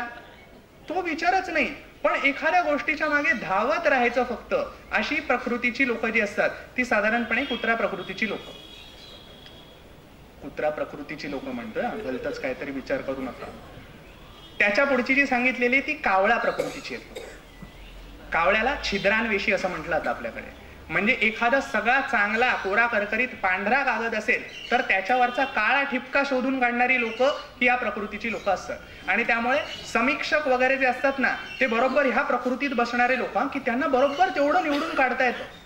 एखादा नवा कोरा शर्ट घेऊन जा अशा माणसांच्या समोर आणि त्यांना विचारा कसा आहे, त्यांचं पहिलं उत्तर असतं बरा आहे तसा, बरा आहे तसा. आपण उत्साहाने दाखवून नेलेला पहिला शर्ट आपला छान काहीतरी. आणि मग नंतर तो माणूस आपल्याला सांगतो की हे बघ, हे इथे जे बटन आहे ना त्याचा दोरा थोडासा ढिला झालाय. म्हणजे बाकी कोणाच्या लक्षातही न आलेली गोष्ट तो दोरा ढिला झालेला आहे एवढं त्यांना बरोबर दिसत असतं, कारण ते ह्या प्रकृतीमध्ये मोडत असतात. त्याच्या पुढचे जे सांगितलेले आहेत ते उंट प्रवृत्तीचे लोक. हे उंट प्रकृतीचे लोक वाकडेच चालतात. म्हणजे मला आठवत आहे की आमच्याकडे आम्ही ज्या वेळेला शिकत होतो, शिरोड्याला माझं कॉलेज होतं, आमच्याकडे एक काका होते, त्यांची ऍक्टिवा चालवण्याची पद्धती अशी होती, अशी चालवायची. अनेक लोक आपण पाहिले असतील मुंबईत, म्हणजे आता आपल्याकडे तर तितकंसं नाही, पण आमच्या बाजूला ज्या रिक्षा वगैरे इतक्या प्रमाणामध्ये दिसतात, रिक्षावाल्यांची एक चालवण्याची पद्धत असते बघा, ते बाजूला कोणी नसलं तरी एक सीट रिकामीच सोडून चालवत असतात. तशा पद्धतीने जे लोक बाईक चालवतात ते लोक हे सगळे उंट प्रकृतीत मोडणारी लोक. काही लोक बघा हमखास अशी तिरकीत चालत असतात. ह्याला कारण त्यांची प्रकृती आहे, ती बदललीच जाऊ शकत नाही. आणि त्याच्या पुढची असलेली प्रकृती गाढव प्रकृतीची लोक, हे वात प्रकृतीत येतात. वाईट मानण्याचं कारण नाही बरं का, गाढव अतिशय कामसू असलेला प्राणी आहे, अतिशय उपयुक्त असलेला प्राणी आहे. आणि त्याचं एक वैशिष्ट्य आहे, त्याचं वैशिष्ट्य असं आहे की गाढवाला तुम्ही एखाद्या रस्त्यावरून एकदा पाठवा, तो आयुष्यात तो रस्ता परत कधी विसरणार नाही, अशा पद्धतीचा प्राणी आहे. जे लोक सांगतात ना की ड्रायव्हिंग करताना मी एखाद्या रस्त्यावरून एकदा गेलो की परत कधी विसरत नाही, त्यांनी यापुढे लक्षात ठेवा बरं का आपण कुठल्या प्रकृतीत म्हणतो.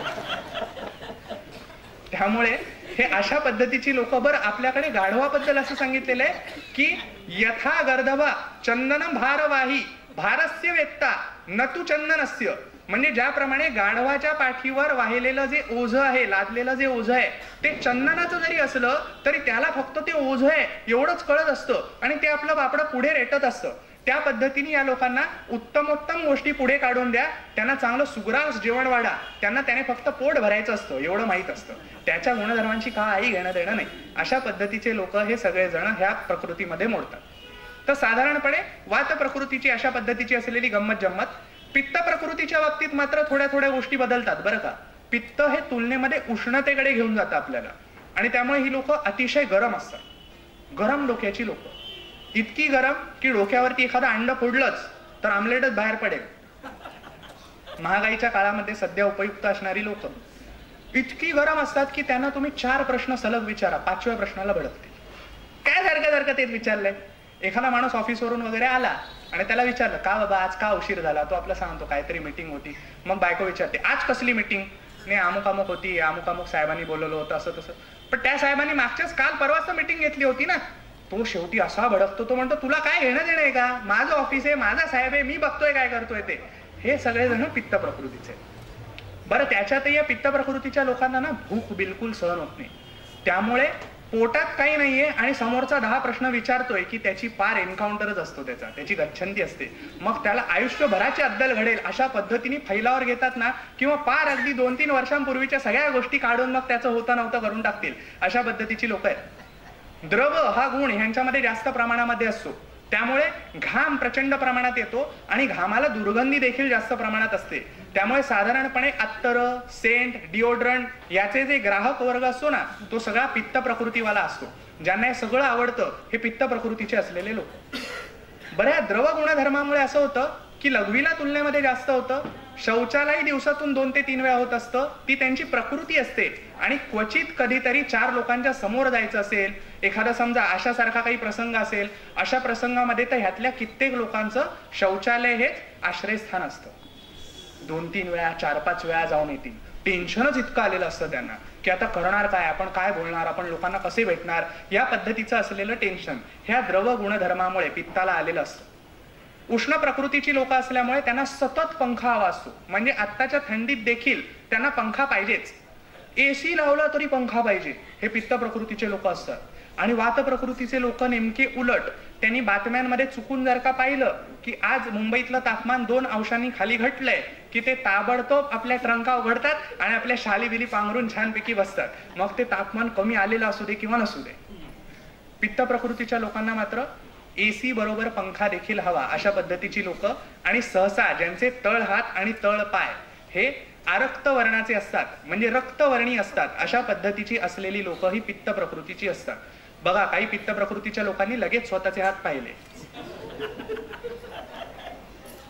अतिशय जिज्ञासू असणारी प्रकृती आहे आणि त्याच्यामुळे ते लगेच बघतात की थोडं आपल्याला वाटतंय की आपली पित्ताची आहे का, लगेच बघून येऊया आहेत का. तर त्यामुळे अशा पद्धतीने असणारे हे पित्त प्रकृतीचे लोक. ह्या पित्त प्रकृतीच्या लोकांच्या बाबतीत वैशिष्ट्य असे आहे की यांना दंदशूक असा शब्द ग्रंथांनी दिलेला आहे. मी मुद्दाम हे शब्द सांगतो बरं का, कारण दुर्दैवाने आपल्या देशाच्या पहिल्या सरकारमध्ये असं जाहीर करण्यात आलं होतं की संस्कृत ही मृतप्राय भाषा आहे आणि त्यामुळे आम्ही ते मानलं. ती कशी नाहीये हे आज आपल्याला लोकांना दाखवून देणं आपलं कर्तव्य आहे. त्याच्यामुळे हे शब्द मुद्दाम मी सांगत असतो. दंदशूक याचा अर्थ सतत काहीतरी खात असणारी लोक. खास यांच्याकडे बिस्किटाचा पुडा तरी असतो, नाहीतर एखादी कॅडबरी तरी असते. अशा काही ना काहीतरी गोष्टी सतत चरत असतात, कारण त्यांना स्वस्थ बसवतच नाही, भूक बिलकुल सहन होत नाही. त्यामुळे अशा पद्धतीने सतत खादाडी करणारी लोक ही पित्ताची असतात. अंगावरती बहुसंख्य ठिकाणी यांना तीळ असतात, ही लोक पित्ताची आहेत. आणि साधारणपणे तांबूस गौरवर्ण ज्यांचा असतो ही लोक पित्ताची असतात. चिडल्यावरती लाल होणारी लोक असतात बघा, आपण पाहिलेलं असतं की काही काही लोक चिडल्यावर लाल होतात, असे कान बिन त्यांचे तापलेले दिसतात. ही सगळी पित्ताची असणारी, पित्त प्रकृतीची असणारी लोक. आणि त्याच्या पुढे सांगितलेलं एक जे वैशिष्ट्य आहे पित्ताच्या बाबतीतलं ते असं आहे की या पित्त प्रकृतीच्या लोकांना विगृह्य वक्ता असं म्हटलेलं आहे. विगृह्य वक्ता ह्याचा अर्थ वक्तृत्वात हे लोक माघार घेत नाहीत. हे लोक उत्तम प्रतीचे वक्ते असतात, उत्तम प्रतीचे वकील असतात. ते कोणाचंही समोरच्याचं बोलणं ऐकत नाहीत. महाराष्ट्राच्या सुदैवाने आपल्याकडे वक्त्यांची अशी जबरदस्त मोठी परंपरा लागलेली आहे. आपल्याला आजपर्यंत असे अनेक वक्ते ऐकायला मिळालेले असतील, तुमच्यातले कित्येकांनी ऐकले असतील. पण ह्या पित्त प्रकृतीच्या बाबतीत एक मुद्दाम उदाहरण तुम्हाला देतो की 10,000 वर्षात असं वक्तृत्व झालं नसेल, असं वक्तृत्व आचार्य अत्र्यांचं. पित्त प्रकृतीचा असलेला गुणधर्म. आणि त्यामुळे अत्र्यांच्या बाबतीत असं सांगतात की एकदा मराठाचं जे ऑफिस होतं त्या वर्तमानपत्राच्या ऑफिसच्या मागे पुण्यात एक गाढव मरून पडलेलं होतं. अत्र्यांनी महानगरपालिकेला फोन लावला पुण्यात. पुणेकर फोन उचलला, बोला. त्यांनी सांगितलं मी अत्रे बोलतोय, असं असं गाढव मरून पडलेलं आहे, त्याच्याकरता फोन केला होता. मग काय, तुम्ही जगाची घाण कशी साफ करत असता तेवढी करून टाका, असं त्यांना उत्तर दिलं पुणे महानगरपालिकेत. आत्रे त्यांनी ताबडतोब त्यांना सांगितलं, नाही ती घाण मीच साफ करणारे म्हणाले, पण साधारणपणे मेलेल्याच्या नातेवाईकांना कळवावं असा प्रोटोकॉल आहे म्हणून तुम्हाला कळवलं. आत्रे एकदा असेच कुठल्या तरी सभेत होते. सभेमध्ये बोलता बोलता समोर असलेल्या श्रोत्यातून एक आवाज आला, आत्रे तुम्ही कुत्रे आहात. सभेत बोलतोय माणूस आणि समोरून झटकन कोणतरी म्हणाला, आत्रे तुम्ही कुत्रे आहात. प्रसंगवधान बघा काय असेल माणसाचं. सेकंदभर थांबले आणि म्हणाले, हो मी कुत्रा आहे आणि तू माझा खांब आहेस, ये स्टेजवर. आत्र्यांच्याच बाबतीतला अजून एक असलेला किस्सा असा की आत्र्यांना एका ठिकाणी असंच कुठल्या तरी व्याख्यानमालेमध्ये गेलेले होते आणि त्याचं अध्यक्षपद ते भूषवत होते. बोलण्याच्या आधी एक कोणतरी माणूस ओळख वगैरे ज्यांनी करून दिली, त्याच्यानंतर मध्येच आला आणि म्हणाला की आज आपल्याकडे अध्यक्ष म्हणून जे आलेले आहेत त्यांचं व्यक्तिमत्व हे यमराजासारखं आहे. कारण आत्रे असे पहाडासारखे, काला पहाड, त्यामुळे त्यांचं व्यक्तिमत्व हे जवळपास यमराजासारखंच आहे आणि ते बोलतात ती जवळपास यमवाणीच असते, असं करून स्वतःच हसला वगैरे आणि त्याच्यानंतर निघून गेला. आत्रे बोलायला उभे राहिले आणि बोलताना सुरुवातीला म्हणाले की मी मगाचपासून शोधतोय माझा रेडा गेला कुठे. असंच एक प्रगाढ जबरदस्त असलेलं वक्तृत्व ह्या महाराष्ट्राने अनुभवलं. याच मंचावरती ते दोनदा येऊन देखील गेलेत असं मला कळलं आणि माझं खरं म्हणजे सौभाग्य समजतो की आज मी इथे या मंचावर उभा आहे. आणि ते वक्तृत्व, ते वक्ते जे होते ते वक्ते म्हणजे नन अदर दॅन हिंदू हृदय सम्राट शिवसेना प्रमुख माननीय बाळासाहेब ठाकरे. काय जबरदस्त, दिवसातून 6 आणि 8 सभा घ्यायच्या काही चेष्टा आहे का? याच्याकरता हाडाचा वक्ता पाहिजे.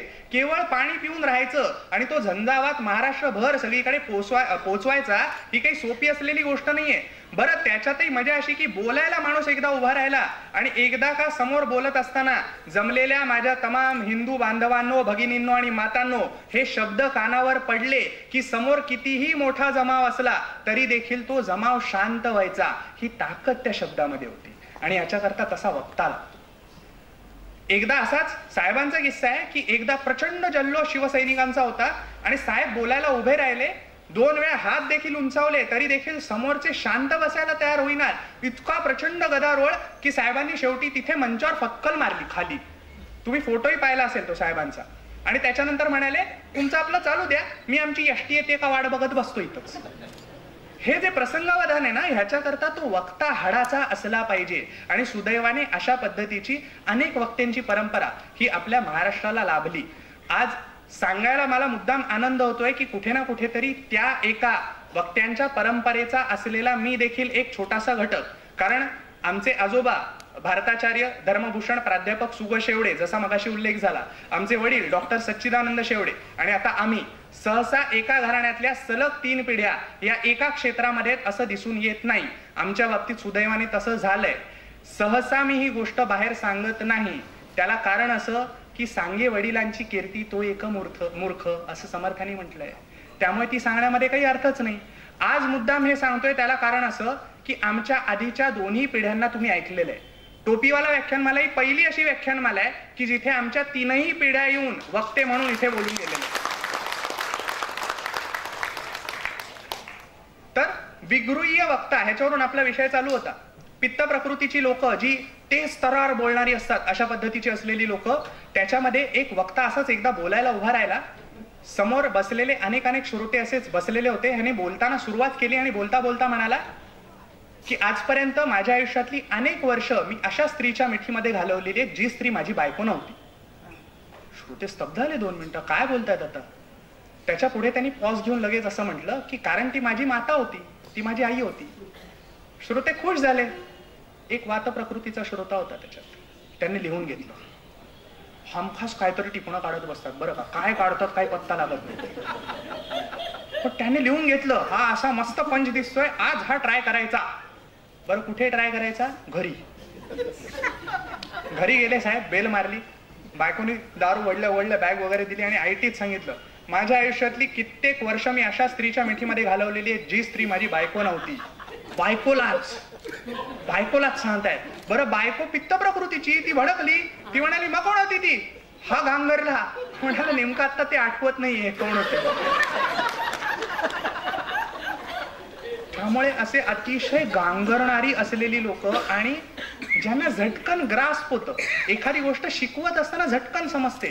पण स्मृती तितकी दीर्घकालीन नसते. हे वात प्रकृतीत असतं. झटकन समजतं, ते पटकन रिप्रोड्यूसही करू शकतात. अशा पद्धतीची हजरजबाबी लोक जी असतात ती सगळी साधारणपणे आपल्याला पित्त प्रकृतीमध्ये आढळून येतात. पित्त प्रकृतीच्या माणसांच्या बाबतीमध्ये ती अतिशय सात्विक असणारी लोक आहेत आणि अशा पद्धतीची लोक आहेत की जी इतरांची सिक्रेट्स ठेवतात. बरं का, म्हणजे यांना अगदी आपण इमाने इतबारे एखादी गोष्ट सांगितली तर तुम्ही त्या बाबतीमध्ये निश्चिंत राहू शकता की माणसं आपलं गुपित हे गुपितच राहणार आहेत. अशा पद्धतीची लोक, नियमानुसार चालणारी लोक म्हणून पित्त प्रकृतीची लोक ओळखली जातात. आणि तो नियम कोणी मोडला मग तो आपला सगळा सोयरा असेल तरी देखील त्याची हायगाय करणार नाही. अशा पद्धतीचा न्याय करणारी लोक देखील ही साधारणपणे पित्त प्रकृतीची असलेली माणसं दिसतात. स्वप्न यांना कुठल्या पद्धतीची पडतात तर साधारणपणे आपल्या मागे साप वगैरे लागलेत की काय अशी स्वप्न पडतात. किंवा आग लागलेली आहे, आपण त्याच्यात सापडलोय की काय, वणवा पेटलेला आहे कुठेतरी फार मोठा, अशा पद्धतीची प्रकाशाशी संबंधित असलेली, आगीशी संबंधित असलेली, फटाक्यांची आतिषबाजी दिसणारी अशा पद्धतीची स्वप्न ही या पित्त प्रकृतीच्या लोकांना अधिक प्रमाणामध्ये दिसून येतात. स्पायसी अतिशय खाण्याची या लोकांना सवय असते. चाटच्या गाड्या असतात बघा आपल्याकडे, चाटच्या गाड्या अतिशय फेमस असतात. बंबई का पाणीपुरी, त्या पाणीपुरीच्या गाड्यांवरती जाऊन भैया पाणी दो असं म्हणून 2-2 वेळा पाणी पिणारे जे लोक असतात ना, ते पाणीपुरीचं, ते साधारण पित्त प्रकृतीचे लोक असतात. बरं, एवढं करून ते मानवत नसतं एवढं स्पायसी खाणं, पण हौस दाणगी असते तेवढं मसालेदार खाण्याची आणि त्यामुळे सतत जाऊन अशा पद्धतीने काही ना काहीतरी चमचमीत खाणं त्यांना आवडतं. डोकेबाज लोक, अतिशय हुशार, किंबहुना बऱ्याच ठिकाणी लबाड देखील अशा पद्धतीची असलेली लोक. पाट्या ज्या लिहिल्या जातात ना, पुणेरी पाट्या, त्या हमखास पित्त प्रकृतीच्या लोकांच्या डोक्यातून निघालेल्या असतात. पुण्यामध्ये खानावळ आहे, त्या खानावळीत हात धुण्याच्या बेसिनवरती लिहिलेली पाटी आहे, आत्ता जे पाणी आपण फुकट घालवीत आहात त्याच्यामधून 10 लोकांची तहान भागू शकते. कृपया जेवत असताना आपापला मोबाईल खिशातच ठेवावा. म्हटलं चांगली गोष्ट आहे, मोबाईल खिशात ठेवावा इथपर्यंत आपण समजतो. त्याच्या पुढचे तिथले बिलंदार लोक वाढणारे ते असे पोळ्या घेऊन समोर उभे राहतात. मोबाईल खिशात ठेवा, पोळ्या पाहिजेत ना, मोबाईल खिशात ठेवा. ही हमखास लोक सगळी पित्त प्रकृतीची एकजात. आणि हा अशा पाट्या तर तुम्हाला पुण्यात अशा 100 बडकर एक बघायला मिळतील ना. म्हणजे मी गाडी पाहिली होती, त्या गाडीवरती मागे लिहिलेलं होतं, वरती असं मोठ्या अक्षरात लिहिलेलं होतं की सांगभलं ग्रुप. म्हटलं बरं, सांगभलं group, it's my car, down there Puneri vada. काय संबंध आहे? काही नाही, पण सगळं असं काहीतरी विचित्र लिहायचं. एक चितळे बंधूंचं दुकान आहे, एजन्सी घेतलेला, नाहीतर चितळे लगेच भांडायला यायचे आमच्याशी. एजन्सी आहे त्यांची, त्या दुकानाच्या बाहेर नेहमी घाणेरड्या अक्षरामध्ये आणि शुद्ध लेखनाच्या चुका करून लिहिलेला एक बोर्ड असतो. मी एकदा त्याला न राहून विचारलं, अरे बाबा म्हटलं तू पुण्यात राहतोयस, पेठेसारख्या ठिकाणी आहेस आणि म्हटलं एवढं अशुद्ध लेखन आणि इतकं घाणेरडं हस्ताक्षर? हो म्हणाला, बिझनेस गिमिक आहे. म्हटलं काय? नाही म्हणे, आपण पुण्यात आहोत, त्यात पेठेत आहोत, लोक येऊन सांगणार की तुम्ही काहीतरी इथे अशुद्ध लिहिलेले आहेत म्हणून, ते दाखवण्याकरता तरी गिऱ्हाईक आमच्याकडे येतील ना, म्हणून कसं लिहिलंय.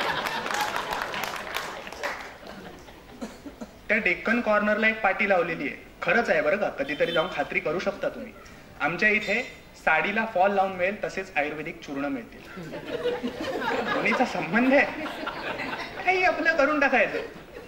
आमचा एक वात प्रकृतीवाला मित्र आहे, त्याने मध्यंतरी एका नॅशनल हायवेच्या जवळ एक ढाबा विकत घेतला. उत्तम चांगली असलेली जागा, पण ढाबा काही चालेल. बरे, वात प्रकृतीवाले रडे. 2 दिवस 4 दिवस बघतील, त्याच्यानंतर म्हणतील की आता काय करू समजत नाही, हो एवढं कर्ज काढलं, असं झालं तसं झालं. तो बापड्याहून रडायला लागला. आमचा एक मित्र पित्त प्रकृतीवाला, तो म्हणाला की एक काम कर, मी सांगतो तसं करायचं, ते केलंस की तुझा ढाबा नक्की चालेल. म्हणाला, सांग ना. म्हणाला, काय करू? हे बघ, मी तुला सांगीन काय करायचं ते, पण जेवढा फायदा होईल त्याच्यातले एवढे टक्के मला द्यायचे. या बाबतीत ते काटेकोर असतात बरं का, अति. एवढे टक्केवारी अमुक तमुक हे सगळं त्यांना बरोबर कॅल्क्युलेशन असतं, ती लिखापडी असते. त्याने सांगितलं की एवढं मला, हो तू मागशील ते देतो रे. म्हणाला, माझा तो ढाबा चालला पाहिजे, तो सगळा आता तोट्यात गेलाय. तो म्हणाला ठीक आहे, काम कर, बाहेर असं एक मोठं होर्डिंग लावून टाक आणि जाणाऱ्या येणाऱ्या गाड्यांना वाचता आलं पाहिजे इतकी मोठी अक्षरं त्याच्यावर असतील आणि त्याच्यावरती ठळक अक्षरामध्ये लिही की आमच्याकडे उत्कृष्ट चमचमीत व्हेज कोल्हापुरी मेक्सिकन चायनीज मिळेल. हे काय कोल्हापुरी मेक्सिकन चायनीज, ही कुठली पद्धत आहे? म्हणाला, लाव रे. म्हणाला, लोक येतात का नाही बघ.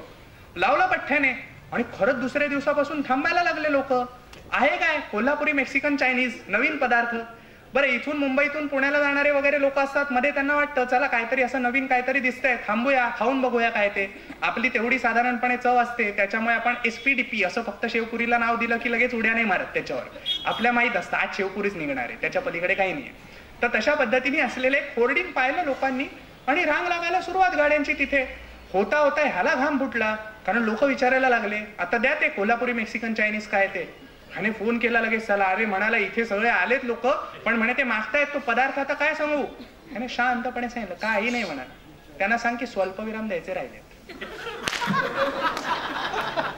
आमच्याकडे उत्कृष्ट चमचमीत वेज कोल्हापुरी, स्वल्पविराम मेक्सिकन, स्वल्पविराम चायनीज मिळेल, झालं म्हणाला. बरं, हा म्हणाला अरे तेही ठीक आहे, पण मेक्सिकन बनवायला माझ्याकडे शेफ नाही ना. हा म्हणाला हा प्रॉब्लेम तुझा आहे, याच्याशी मला काही घेणं देणं नाही. त्यामुळे असे सगळे लोक हे पित्त प्रकृतीचे लोक की जे प्रचंड डोकेबाज असणारे लोक आहेत. आणि पित्त प्रकृतीची अनुकत्व जी सांगितलेली आहे त्याच्यामध्ये सगळ्यात पहिलं जे अनुकत्व सांगितलेलं आहे ते सांगितलेलं आहे वाघाचं. वाघ आपल्याला माहिती आहे प्रचंड शूर असलेला प्राणी, प्रचंड पराक्रमी असलेला प्राणी, पिवळं धमक अंग, त्याच्यावरती असलेले ते काळे पट्टे आणि डौलदार असलेलं जनावर. शिकार करण्याच्या बाबतीत देखील त्याच पद्धतीचं, डरकाळी ऐकून देखील आपल्याला कापरं भरेल अशाच पद्धतीचं. कदाचित माहित नाही म्हणून सेनेच्या बोधचिन्हामध्ये साहेबांनी त्याचा समावेश केला असावा. अशा पद्धतीचं असलेलं ते जनावर. तर हा वाघ हा पित्त प्रकृतीमध्ये मोडतो. याच पित्त प्रकृतीमध्ये गरुडासारखा एखादा पक्षी देखील येतो. ह्याच पित्त प्रकृतीमध्ये एखादा अस्वलासारखा प्राणी देखील येतो.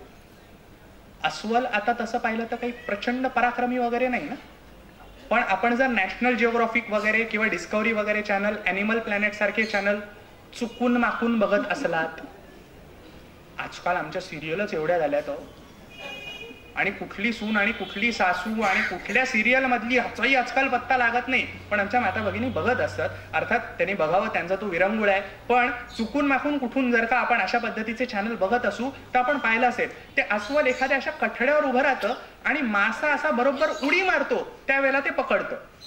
थोडक्यात हे अस्वल प्रकृतीचे लोक मोके पे चोका मारणारी लोक असतात. ते वेळ येईपर्यंत थांबतात आणि मग त्याच्यानंतर मग बरोबर ती वेळ, ती संधी साधून देतात. अतिशय साधू प्रवृत्तीची माणसं आहेत, फक्त ती संधी साधू असतात एवढंच. त्यामुळे ही सगळी पित्त प्रकृतीची माणसं. आणि अस्वलाचं दुसरं वैशिष्ट्य आपल्याला माहितीये, गुदगुल्या करून करून समोरच्याला मारतं. त्या पद्धतीने हे इतकं हसून हसून समोरच्याची लाच काढतील की त्यालाही कळणार नाही दोन क्षणभर की प्रत्यक्षात आपली तंगडी खेचतोय, पण हे आपले मस्त मजा घेत त्याची खेचत असतात छानपणे. हे अशी अस्वल प्रकृतीची माणसं आहेत. त्याच्यानंतर जे सांगितलेले आहे ते मांजर प्रकृतीची माणसं.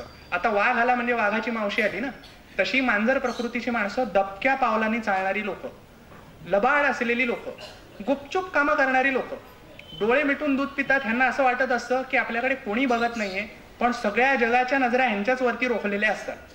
मांजराच्या बाबतीत असं म्हणतात, दुग्धम पश्यती मार्जारो न तथा लगुडा हातीम.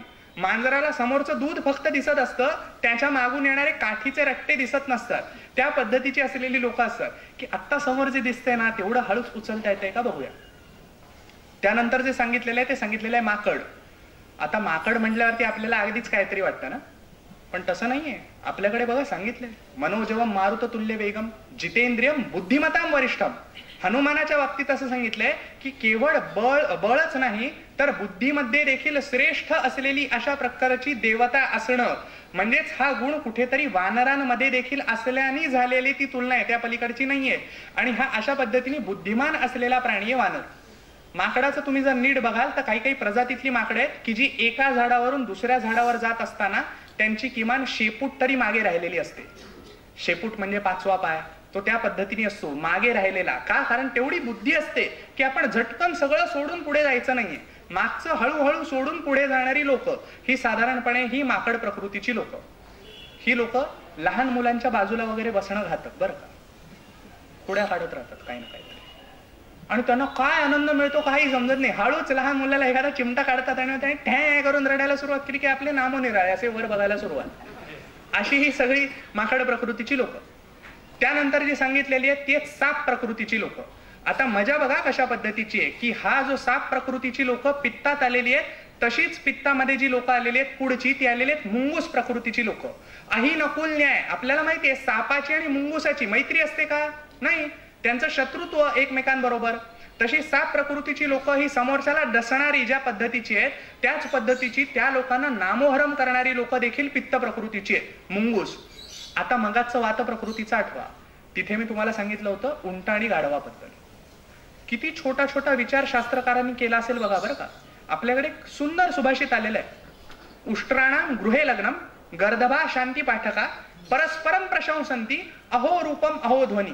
म्हणजे काय, उंटांच्या घरी लग्न आहे आणि तिथे गाढवं मंगलावचरण म्हणायलाय, मंगलाष्टक म्हणायला गाढवांना उभं केलंय. हे एकमेकांची स्तुती करतायत. गाढवं उंटांना सांगतायत काय सुंदर रूप आहे तुझं. म्हणजे उंट म्हणजे जसं काय मिस युनिव्हर्स मध्ये उतरवण्याचा प्राणीच नाही का, त्या पद्धतीने सांगतो काय सुंदर रूप आहे तुझं. आणि उंट गाढवांना सांगतायत काय सुंदर आवाज आहे तुझा. अरे गाढव आहे ती लता दिदी आहेत पण काय सुंदर आवाज आहे तुमचा. अशा पद्धतीने एकमेकांची स्तुती करता करता एकमेकांच्या चुकांवरती पांघरुणं घालत घालत दोन वात प्रकृतीची माणसं पुढे जातात. पण हीच दोन पित्त प्रकृतीची माणसं एकत्र आली तर एकमेकांच्या चुका काढत बसतात. अर्थात त्याच्यामुळे काम अधिकाधिक परफेक्शन कडे जात राहतं. ही गोष्टही तितकीच लक्षात घेण्याची गोष्ट आहे. आणि म्हणून साधारणपणे जो हायरार्की हा सब्जेक्ट आपण लक्षात घेतला ना, कुठल्याही कंपन्यांमध्ये जा, वेगवेगळ्या स्तरांवर काम करणारी लोक आहेत. त्याच्यात आपल्याला नीट दिसून येतं की मस्तपैकी छान एखाद्या एसी रूम मध्ये बसलेला बॉस असतो ना, तो साधारणपणे कफ प्रकृतीचा असतो. तो सगळं काम डोक्याने करत असतो शांतपणे. त्याच्या हाताखाली जो बाकीच्या कर्मचाऱ्यांना आजकालच्या भाषेमध्ये ज्याला ठोकून काढणं म्हणतात अशा पद्धतीचा जो माणूस अधिकारी लावलेला असतो तो पित्त प्रकृतीचा असतो. आणि सगळ्यात शेवट बाकीचे जे कर्मचारी मरून कामं करत असतात ते बापडे सगळे वात प्रकृतीचे असतात. त्यांना त्या कामाला लावून दिलेलं असतं फक्त, त्या पलीकडे काही नाही. कफ प्रकृतीचा माणूस जसं मी सांगितलं ऐशारामात बसणारी माणसं आणि सगळ्या गोष्टींच्या बाबतीमध्ये डिसिजिव्ह कॅपॅसिटी ज्याच्या हातामध्ये आहे अशा पद्धतीची असणारी लोक, उच्च पदस्थ असणारी लोक. याला कारण आहे ते लोक अतिशय मृदू स्वभावाचे असतात, अतिशय नम्र असणारी लोक, गोड बोलणारी लोक. म्हणजे गोडबोले आडनाव नसलं तरी देखील गोड बोलणारी लोक. बरं हे गोड बोलतायत ते उगाच तोंड लेखाला बोलतायत का, तशातलाही भाग नाही. अतिशय मनापासून समोरच्या बद्दल चांगलं बोलतील. आणि ही जी स्निग्धता आहे ती त्यांच्या आवाजात जितकी असते तितक्याच प्रमाणात त्यांच्या त्वचेवरही असते. म्हणून जसं मगाशी सांगितलं ऑइली स्किन ज्यांच्या जास्त प्रमाणामध्ये असतात ते सगळेजण हे साधारणपणे या कफ प्रकृतीची असणारी लोक आहेत. ते हे कफ प्रकृतीचे लोक इतके मऊ असतात की डनलॉपचे टायर वगैरे असावेत की नाही तशा पद्धतीचं त्यांचं शरीर असतं. आणि म्हणून लहान मुलांना यांच्या अंगा खांद्यावर खेळायला प्रचंड आवडतो, मऊ वाटत असताना. आणि हे अगदी मोठ्या इमाने इतबारे त्या पोरांना खेळवत बसतात. प्रचंड तगडे मित्र या लोकांचे असतात, अनेक मित्र जोडलेले असतात. अशी माणसं लग्न समारंभाला घातक बरं का. कारण ही लोक लग्नाला गेली की लग्न कोणाचं हेच नेमकं कळत नाही, इतकं कोंडाळ ह्यांच्याच बाजूला होतं. आणि हे छानपैकी गप्पा ठोकत बसतात. सहसा कुठल्याही क्षेत्रामध्ये जा ह्यांचे मित्र नाहीत असं होणं शक्यच नाही. कुठे ना कुठेतरी ह्यांची काही ना काहीतरी ओळख निघते. अशी सगळी कफ प्रकृतीची असणारी माणसं जी साधारणपणे गोड बोलण्यावरतीच आपल्या सगळ्या कार्यभाग साधत असतात, त्यांना फारसे शारीरिक कष्ट करावे लागत नाहीत. कारण तेवढी त्यांची क्षमता देखील नसते आणि तेवढी त्यांना इच्छाही नसते. म्हणजे कफ प्रकृतीच्या माणसांना जर का घरातून आपल्याला 7:30 वाजता बाहेर काढायचं असेल ना तर आपल्याला 5:30 वाजताच बाहेर पडायचे असं सांगावं लागतं. तेव्हा कुठे ते तयार होत 8:30-9 वाजता घराबाहेर पडतात. अशा पद्धतीचे लोक असतात. बरं ही जी मंदपणा जो असतो हा जसा त्यांच्या गतीमध्ये असतो तितकाच क्वचित बुद्धीमध्ये देखील असतो की काय अशी आपल्याला शंका येते. म्हणजे मध्यंतरीच आम्ही एकदा पुण्यामध्ये काहीतरी कामानिमित्त गेलो होतो. आमचे एक मित्र आहेत तिथले, आम्हाला न्यायला आले. तिथून लगेच कुठेतरी एका ठिकाणी पोहोचायचं होतं. बरं पुणेकरांची एक खासियत आहे, त्यांच्याकडे 2 व्हीलर असली ना की ते सरळ सोट रस्त्यावरून जात नाहीत बरं का, आजूबाजूच्या गल्ल्यांमध्ये घालत बसतात आणि त्या गल्ल्यातून पुढे काढतात. तसं आमच्या मित्राने घातली गल्लीमध्ये गाडी. मी त्याला म्हटलं अरे बाबा आपल्याला वेळेत पोहोचायचंय, आपल्याला लवकर तिथे जायचंय. त्याच्यावर या प्राण्याने मला उत्तर दिलं, आपल्याला थोडा वेळ लागला तरी चालेल, थोडंसं अंतर जास्त पडलं तरी चालेल, पण आपण शॉर्टकटने जाऊया. मी म्हटलं वेळही जास्त लागतोय, अंतरही जास्त जाते, मग शॉर्टकट कसला. पुण्यात त्याला शॉर्टकटच म्हणतात. हा आवाजही कफ प्रकृतीचा असतो बरं का. अशा प्रकारचा भारदस्त आवाज असलेली जी लोक असतात ही सगळी कफ प्रकृतीची असलेली लोक. बरं असं करत करत करत आम्ही कुठेतरी त्या कर्वे रोडला बाहेर पडलो. त्यावेळेला मी त्याला सांगितलं की भल्या माणसा म्हटलं मगाच्या सिग्नलवरती जी मुलगी सायकलवर आपल्या मागे होती ती आता आपल्या पुढे आहे. असू दे म्हणाला, लेट झालं तरी पण आपण पोहोचूच, सोडणार नाही. आपण जे बोलतोय त्या पद्धतीने आणि त्याच वेगाने पुढे चालत राहतील अशा पद्धतीची लोक. आणि सहसा काही झालं तर झटकन भडकणार देखील नाही, शांतपणे घेतील. पण जसं मगाशी बोललो तसं की अगदी थोडा वेळ थांबतील आणि मग योग्य ठिकाणी कुठेतरी त्यांना संधी मिळाली की मग असा काही समोरच्याच्या इज्जतीचा फालुदा किंवा ज्याचं नाव ते, मग त्याला आठवेल की बाबा कुठून याला बोललो त्यावेळेला, अशा पद्धतीची सगळी परिस्थिती करून टाकतील. ही सगळी कफ प्रकृतीची माणसं आहेत, अतिशय देवभोळी असणारी माणसं. त्यामुळे व्रत वैकल्य सगळी करणं म्हणजे झाडून कुठले असले नसलेले उपास शोधतात आणि ते करायला सुरुवात करतात. जर रस्त्यातून जाता येता जर का एखादा शेंदूर फासलेला दगड दिसला ना तरी अगदी श्रद्धेने हात जोडून नमस्कार करतील लोक. शेजारच्याने नॅनो गाडी विकत घेतली की हे लोक हार तुरे घेऊन उभे असतात, नाही नाही पहिल्यांदी नारळ फोडायला पाहिजे ना असं वगैरे करू. असे सगळे असणारे कफ प्रकृतीची लोक. हाच वात प्रकृतीचा एखादा माणूस असेल ना तर रस्त्यावरून जाता आता एखादं मंदिर बघतो आणि आजकालच्या इस्टाईल मध्ये असं करतो. हे काय असतं मला आजपर्यंत कळलंच नाहीये बरं का, पण सहसा वात प्रकृतीचं असतं. कारण का झटपट काहीतरी उरकायचं आणि पुढे जायचं. आणि ह्यामुळे होतं असं की आमच्याकडे डोंबिवलीतच स्टेशनला जाणारा एक रस्ता आहे, त्या रस्त्यावरून जाता येता संध्याकाळची लोकल वगैरे संपल्यानंतर जे लोक येत आहेत जात आहेत अशी बरीच मोठी वर्दळ असते. व्हायचं असं की एक कफ प्रकृतीवाला माणूस तिथून जाता आता बाजूच्या बाजूला बघून असा नमस्कार करायचा. त्याच वेळेला नेमका एक वात प्रकृतीवाला माणूस तिथून यायचा. त्याने नमस्कार केला, कोण आपला अनोळखी माणूस आहे, काही आपली तशी ओळख नाही, पण आता नमस्कार केलाय म्हटल्यावर काहीतरी आपल्याला त्याला हे करायला पाहिजे ना. हा पण बापडाचा नमस्कार करून दाखवायचा, पुढे जायचा. 2 दिवस झाले, 3 दिवस झाले, वात प्रकृतीच्या माणसाला समजे ना की हा का नमस्कार करतोय आपल्या प्रत्येक वेळेला. त्याने ठरवलं उद्या आता याला थांबवायचं बरं का. ह्याने थांबवलं. दुसऱ्या दिवशी गेला आणि थांबा म्हणाला. काय म्हणे आपली काही ओळख आहे का? म्हणाला नाही. मग तुम्ही रोज मला बघून असा नमस्कार का करता? मी आपला नमस्कार करतो, तुम्ही पुढे जाता. हा कफ प्रकृतीवाला माणूस त्याला म्हणाला की तुम्हाला नमस्कार नाही करत, मागे तो स्वामी समर्थांचा मठ आहे तिथे नमस्कार करत असतो. समोरचा काय करतोय त्याचा फारसा विचारच करायचा नाही. आणि त्याच्यामुळे वात प्रकृतीवाले कुठेतरी अशा पद्धतीने स्वतःला अडकवून घेतात खरं म्हणजे जाऊन, त्या पलीकडे काही नाही. आणि मग कफ प्रकृतीवाला शांतपणे निघून जायला मोकळा. हा आपला बापडा विचार करत राहिला म्हणजे आपण एवढे दिवस उगाच याच्यासमोर हातबीत जोडून दाखवत होतो, उगाच लाच करून घेतली. नंतर सगळं पश्चात बुद्धी, हे आधी करायचं हा विचारच डोक्यात नाही. कफ प्रकृतीच्या लोकांची जी अनुकत्व सांगितले, जी प्राण्यांबरोबर केलेली तुलना आहे, ते सगळे रॉयल प्राणी आहेत बरं का. सगळ्या क्षेत्रातले प्राण्यांमधला पक्ष्यांमधला रॉयल असलेली लोक. एवढंच नव्हे तर सगळ्यात रॉयल असलेला माणूस देखील, किंवा माणूस म्हणता येणारच नाही आपल्याला, व्यक्तिमत्व आपण असं म्हणूया, ब्रह्म. कफ प्रकृतीच्या माणसाचं अनुकत्व सांगितलंय ब्रह्माबरोबर. का? कारण का अतिशय सोज्वळ असलेलं अशा पद्धतीचा देव, अतिशय शुचिरभूत असलेला देव, ज्ञान देणारा देव, अशा पद्धतीने असलेलं ते व्यक्तिमत्व म्हणून ब्रह्म हे तिथे उदाहरण सांगितलेलं आहे. त्याच्या बरोबरीने जो सांगितलेला आहे तो देवांचा राजा इंद्र, हा देखील कफ प्रकृतीमध्ये सांगितलेला आहे. त्याच्या पुढचा जो सांगितलाय तो प्राण्यांचा राजा, प्राण्यांचा राजा असलेला सिंह, तो देखील कफ प्रकृतीत सांगितलाय. आता मजा बघा, वाघ सांगितलेला आहे पित्त प्रकृतीत. तो वाघ स्वतः शिकार करतो, पराक्रमी असलेला प्राणी आहे. सिंह स्वतः शिकार करत नाही. सिंह सिंहणीला शिकार करायला लावतो आणि त्याच्यानंतर ती शिकार फक्त खातो. हे आपल्याला जर अर्थात जसं बोललो तसं हे चॅनल्स पाहिले असतील तर आपल्याला हे नक्की माहित असेल.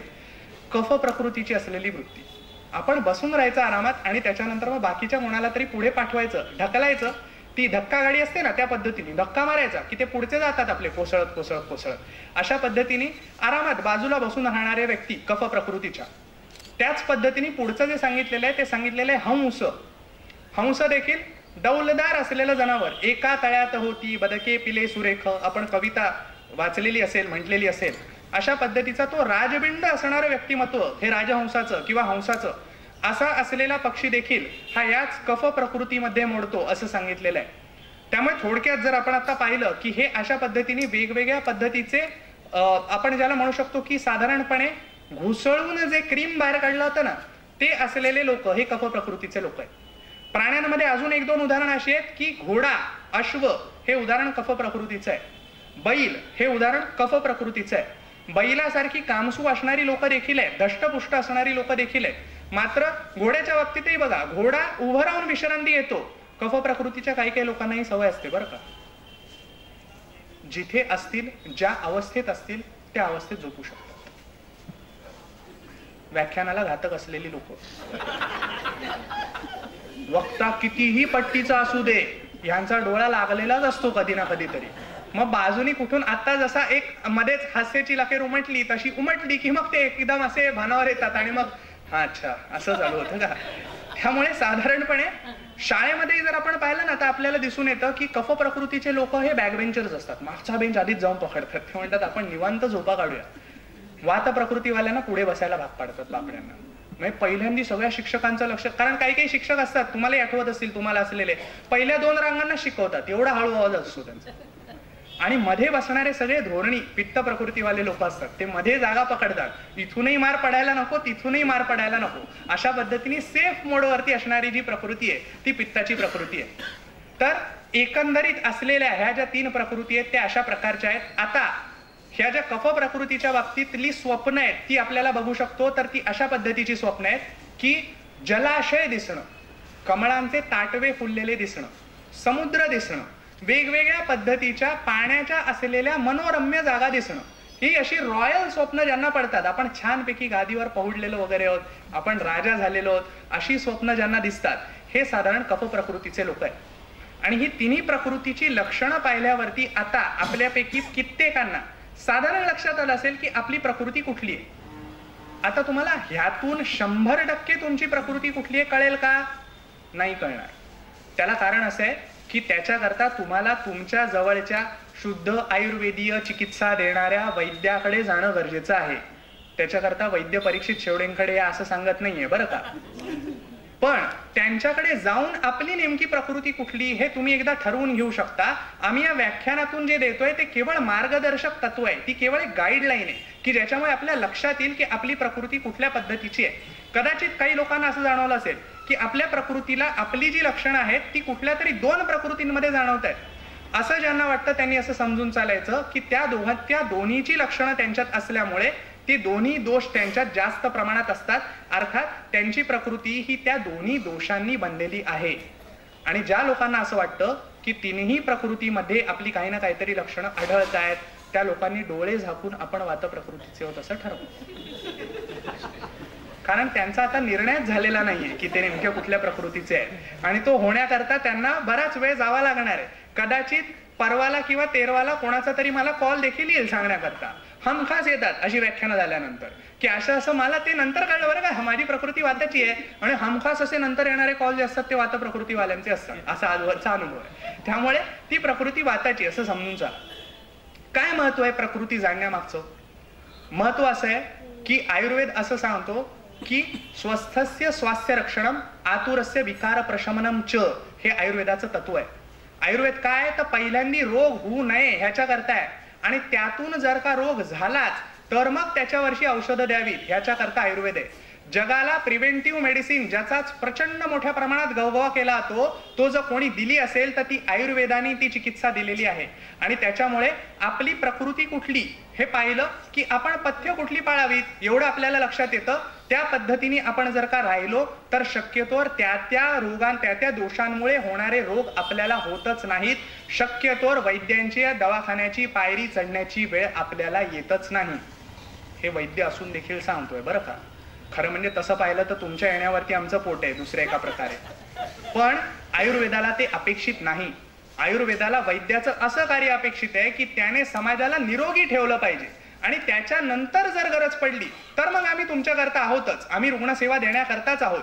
मात्र तुम्ही आधी निरोगी राहणं हे गरजेचं आहे. मग त्याच्याकरता वात प्रकृतीचे जे लोक आहेत त्यांनी साधारणपणे पावसाळ्यात स्वतःला जपणं गरजेचं आहे, थंडीमध्ये स्वतःला जपणं गरजेचं आहे. या दोन्ही वेळेला थंड गुणामुळे वात वाढत असतो शरीरामध्ये.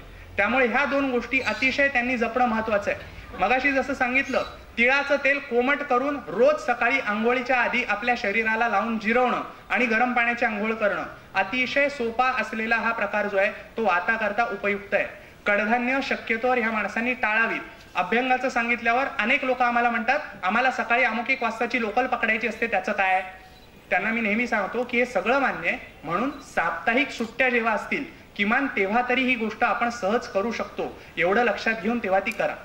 कडधान्य आहारामध्ये कमी प्रमाणामध्ये असावेत. गरम पाण्याचा वापर जेवत असताना तरी किमान ह्या प्रकृतीच्या लोकांनी करणं गरजेचं आहे. त्याच पद्धतीने पावसाळ्यामध्ये बस्तीसारखं पंचकर्म त्यांनी घेणं गरजेचं आहे. अर्थात पंचकर्म ही गोष्ट ही किराणा मालाच्या दुकानात मिळणारी गोष्ट नाही. आपण जाऊन वैद्यांना सांगायचं नसतं मला बस्ती हवाय, ते वैद्यांनी ठरवायचं असतं.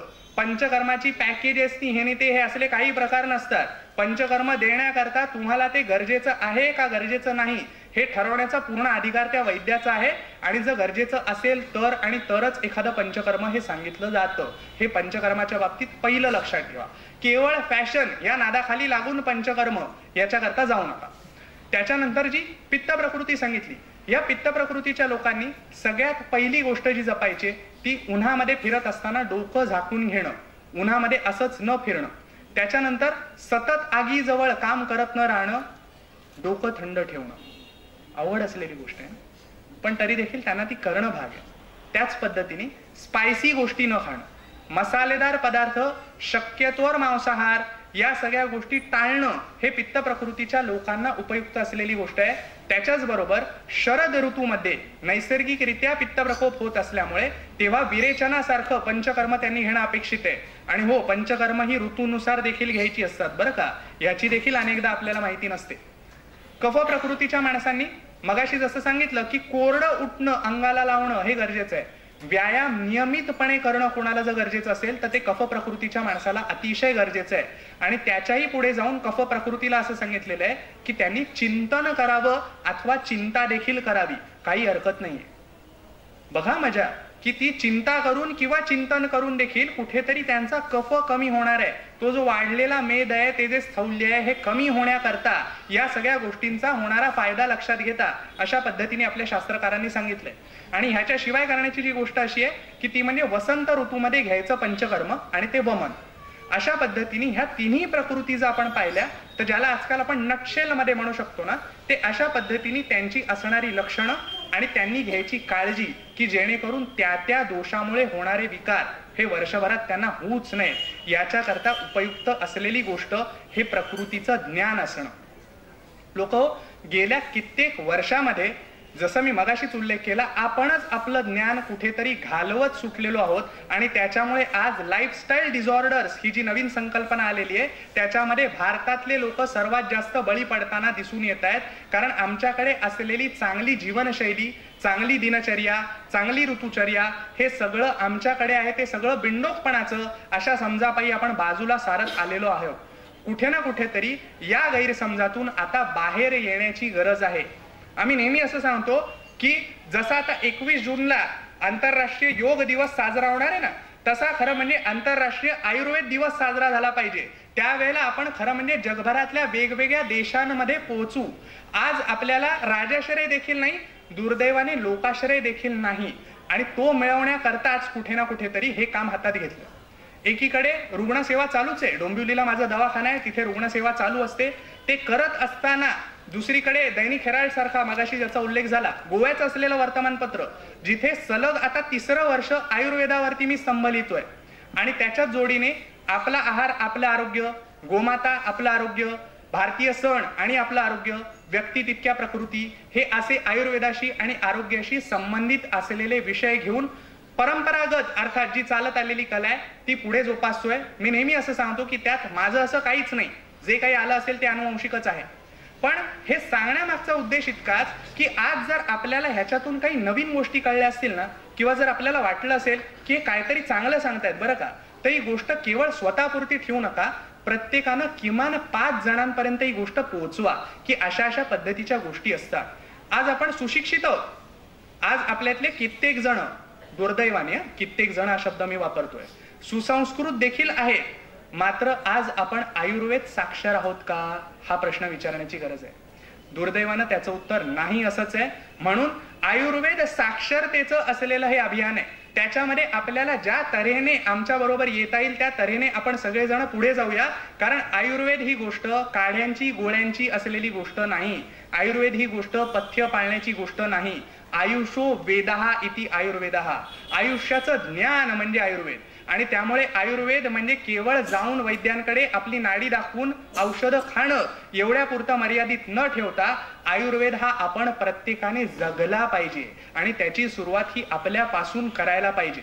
आणि म्हणून जर वैद्य शेवडे जे काही बोलतायत ते पटत असेल आणखीन 4 लोकांपर्यंत पोहोचवा. फेसबुकवर तर आम्ही आहोतच, आपण आम्हाला कनेक्ट होऊ शकता. याच्या व्यतिरिक्त अन्यही कोणी अशा पद्धतीचे वेगवेगळे कार्यक्रम जरी करत असतील तिथपर्यंत नक्की हा विषय पोहोचवा. कारण आज बाकी कशाला नाही, आयुर्वेदाला आपल्या प्रत्येकाची गरज आहे आणि ते आपण करणं हे आपल्या मातीतलं शास्त्र म्हणून कर्तव्य आहे. तूर्त इतक्या मोठ्या असलेल्या व्याख्यानमालेत, मानाच्या असलेल्या व्याख्यानमालेत आयुर्वेदाचा विषय तुमच्यासारख्या जाणत्या श्रोत्यांसमोर मांडण्याची मला संधी दिली, याबद्दल मी आयोजकांचे आभार मानतो आणि थांबतो. सर्वे संतु निरामया. जय आयुर्वेद.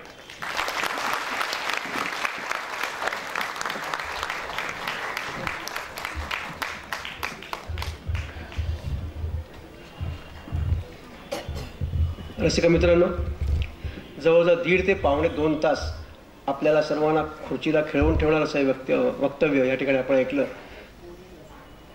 समाज प्रबोधन ही संज्ञा मनामध्ये बाळगून ही व्याख्यानमाला सुरू झालेली होती आणि त्याचं हे फलित आपल्याला इथे दिसतंय. त्याचप्रमाणे मगाशी त्यांनी म्हटल्याप्रमाणे 3री पिढी आणि खरोखर ही 3री पिढी, कारण त्यांचे आजोबा सुगशिवडे, वडील आणि आता हे 3रे, ही अशी मंडळी मिळाल्यामुळेच त्यांनी जे म्हटलं की एवढ्या मोठ्या अशा व्याख्यानमालेत मला बोलायची संधी मिळाली. पण त्याच्यापेक्षा मी असं म्हणेन की अशी व्यक्तिमत्व या ठिकाणी आमच्याकडे आमचे आपले विचार या ठिकाणी प्रगट करतात, त्यामुळेच आमच्या व्याख्यानमालेचं नाव मोठं होत गेलेलं आहे असं मला वाटतं. अशा वक्त्यांमुळेच आज व्याख्यानमालेचं नाव आज संबंध महाराष्ट्रामध्ये गाजत आहे. कारण आम्ही जेव्हा या महाराष्ट्रामध्ये आज संबंध व्याख्यानमालांची अशी एक फेडरेशन आहे आणि तिथे आम्ही जात असतो, आम्ही त्याचे मेंबर आहोत. पुण्याची जी मूळ व्याख्यानमाला आहे वसंत व्याख्यानमाला, त्या वसंत व्याख्यानमालाने हे सगळं चालू केलेलं आहे आणि संबंध महाराष्ट्रातून जवळजवळ 40-50पेक्षाही जास्ती व्याख्यानमालेचे प्रतिनिधी तिथे येत असतात. वेगवेगळ्या ठिकाणी आमची अधिवेशनं होत असतात. आपल्या कल्पना असेल 10 वर्षापूर्वी आम्ही या ठिकाणी अधिवेशन घेतलं होतं. आणि तिसरा महत्त्वाची गोष्ट म्हणजे गमतीचे वागणे. खरं म्हटलं तर आज या ठिकाणी डॉक्टर अनिल अवचरांचं या ठिकाणी व्याख्यान होणार होतं, परंतु काही अपरिहार्य कारणामुळे त्यांची तब्येत ठीक नसल्यामुळे आयत्या वेळी हा बदल झाला. हा आपला दृष्टीने एक म्हणतात योग असतो, परंतु आणि गंमत अशी तर त्यामुळे आम्ही गॅसवर होतो म्हणजे आयोजक, आणि गॅसवर असलेल्या माणसाला वाचवणं हे वैद्यांचं कर्तव्य आहे. आपल्या सर्व आमच्यासाठी हे राहून आले. त्याबद्दल मी आपल्या सर्वांतर्फे त्यांचे ह्या ठिकाणी आभार म्हणत नाही, पण त्यांना धन्यवाद देतो. लाख लाख धन्यवाद. डॉक्टर साहेब, आणखीन एक माझी विनंती आहे की जर का आम्ही असं ठरवलं की आमच्या ह्या मंडळातर्फे जर त्या ठिकाणी एखादा आयुर्वेदिक शिबिर भरवायचं असेल तर आपण आपल्यासारखे आम्हाला काही म्हणजे शिबिर भरवण्यासाठी किंवा असं काही मदत करू शकता का? आयुर्वेदाकरता महाराष्ट्रात नाही भारतात वैद्य परीक्षित शेवडे जिथे जे काही होत असेल त्याच्याकरता उपलब्ध आहे. धन्यवाद मंडळी. व्याख्यानमालेचे 42 वर्ष आणि 42 वर्षातलं हे 5वं आणि शेवटचं पुष्प घुमण्यासाठी वैद्य परीक्षित शेवडे या ठिकाणी उपस्थित राहिल्याबद्दल पुन्हा एकदा मी आपल्या सर्वांतर्फे, श्रोत्यांतर्फे आणि आमच्या ज्ञान मंडळातर्फे त्यांना लाख लाख धन्यवाद देतो. या ठिकाणी प्रश्न काही जरूर विचारला. माघस्नानाविषयी माहिती द्या. माघस्नान काय? माघातलं स्नान. माघस्नान माघी नाही, माघातलं, माघ महिन्यातलं स्नान. हा बोला. माघस्नान नाही, मला फारशी कल्पना नाही. असती तर नक्की दिली असती. ते हल्ली ते जॉगिंग करायला लोक जातात. हा, तर ते जॉगिंग करणं योग्य आहे की अयोग्य? खूप लोक असं म्हणतात की ते आपल्यासाठी नाहीये. प्रत्येक प्रकृतीवरती कुठला व्यायाम त्यांनी करावा या गोष्टी त्यांच्यावरती अवलंबून असतात. त्यामुळे सरसकट एक व्यायाम प्रत्येक प्रकृतीने करावा असा व्यायाम एकच आहे आणि तो म्हणजे सूर्यनमस्कार. बाकीचे व्यायाम हे तुम्ही नेहमी तुमच्या वैद्यांच्या सल्ल्यानेच करावेत अशा पद्धतीचे असतात. कारण कित्येक व्यायाम हे पित्त प्रकृतीच्या लोकांना झेपतच नाहीत. पित्त प्रकृतीची लोकही सुकुमार म्हणून सांगितलेले आहेत, त्यामुळे ती नाजूक असल्यामुळे त्यांना ते झेपत नाहीत. आणि वात प्रकृतीच्या लोकांनी जर का प्रचंड व्यायाम केला तर त्यांचा वात वाढण्याची शक्यता अधिक असते. त्यामुळे सूर्यनमस्कारासारखा व्यायाम हा प्रत्येक प्रकृतीचे लोक सहजपणे करू शकतात.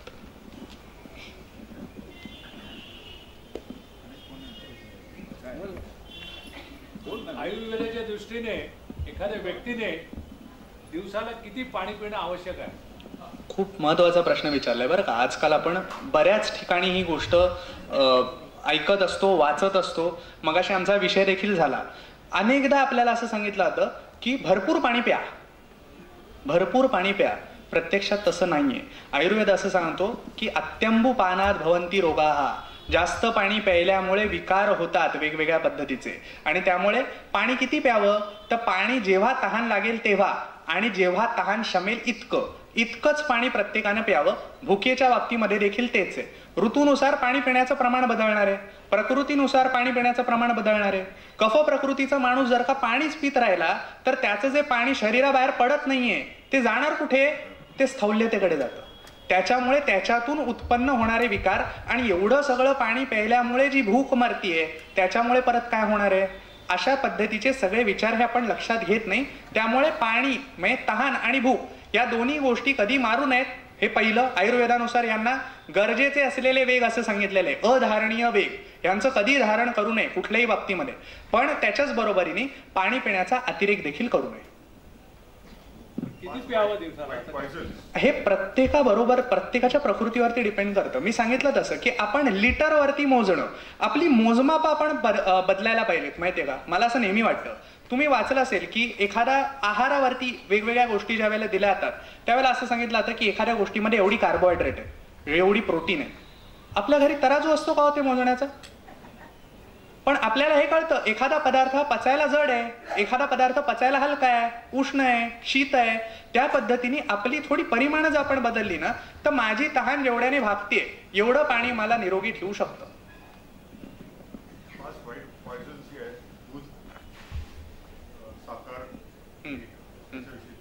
आयुर्वेदाने याला पॉइझन मानलेलं नाहीये. जे सांगतात की आयुर्वेद याला पॉइझन मानतो त्यांना माझी नम्र विनंती की त्यांनी ग्रंथातला त्याचा आधार दाखवावा. मी या निमित्ताने मुद्दाम एक गोष्ट सांगू इच्छितो की दुर्दैवाने गेल्या काही वर्षामध्ये ना आयुर्वेद या नावावरती लोणची पापड विकले हो लोकांनी चक्क आपल्याला, आणि आपलं लक्षच नाही गेलं. कुठे ना कुठेतरी ही सल आहे हा मनातला आमच्या एक वैद्य म्हणून, आणि मला असं वाटतं की ही जबाबदारी आमच्या वैद्यांचीच आहे. आणि म्हणून हे विषय तुमच्यापर्यंत पोहोचवण्याकरता का हिरिरीने पुढे झालेलो आहे त्याला कारण कुठेतरी हेच आहे. आयुर्वेद ह्या गोष्टींना फाईट पॉइझन वगैरे असं काही म्हणत नाहीये.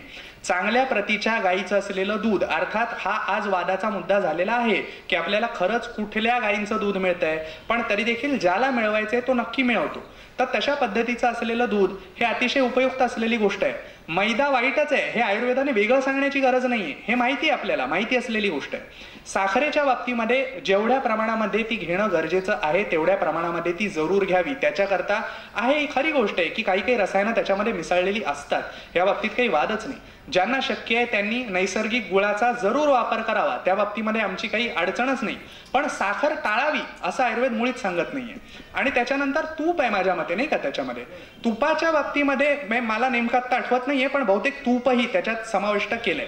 तुपाच्या बाबतीमध्ये आपल्याला असं सांगितलेलं आहे की घृतम वै आयुहू अशी आपली श्रुती सांगते. याचा अर्थ तूप हे आमचं जीवन आहे. तल्लख बुद्धी, तैलबुद्धी, डोळ्यात तेल घालून बघणं हे का आलंय माहितीये का? कारण का त्या इंद्रियांना स्निग्धांश पोचणं गरजेचं आहे आणि तो त्या तुपातून पोचत असतो. घरी बनवलेलं तूप, उत्तम प्रतीचं तूप बाजारातलं सांगत नाहीये कारण ती बनवण्याची पद्धत वेगळी असते. अशा पद्धतीचं तूप जर का असेल तर ते आपल्या जेवणामध्ये नियमितपणे असावं, त्याने कोलेस्ट्रॉल वाढत नाही. परत एकदा माझ्या पदरची गोष्ट मी बोलत नाहीये, याच्यावरती संशोधनं झालेत.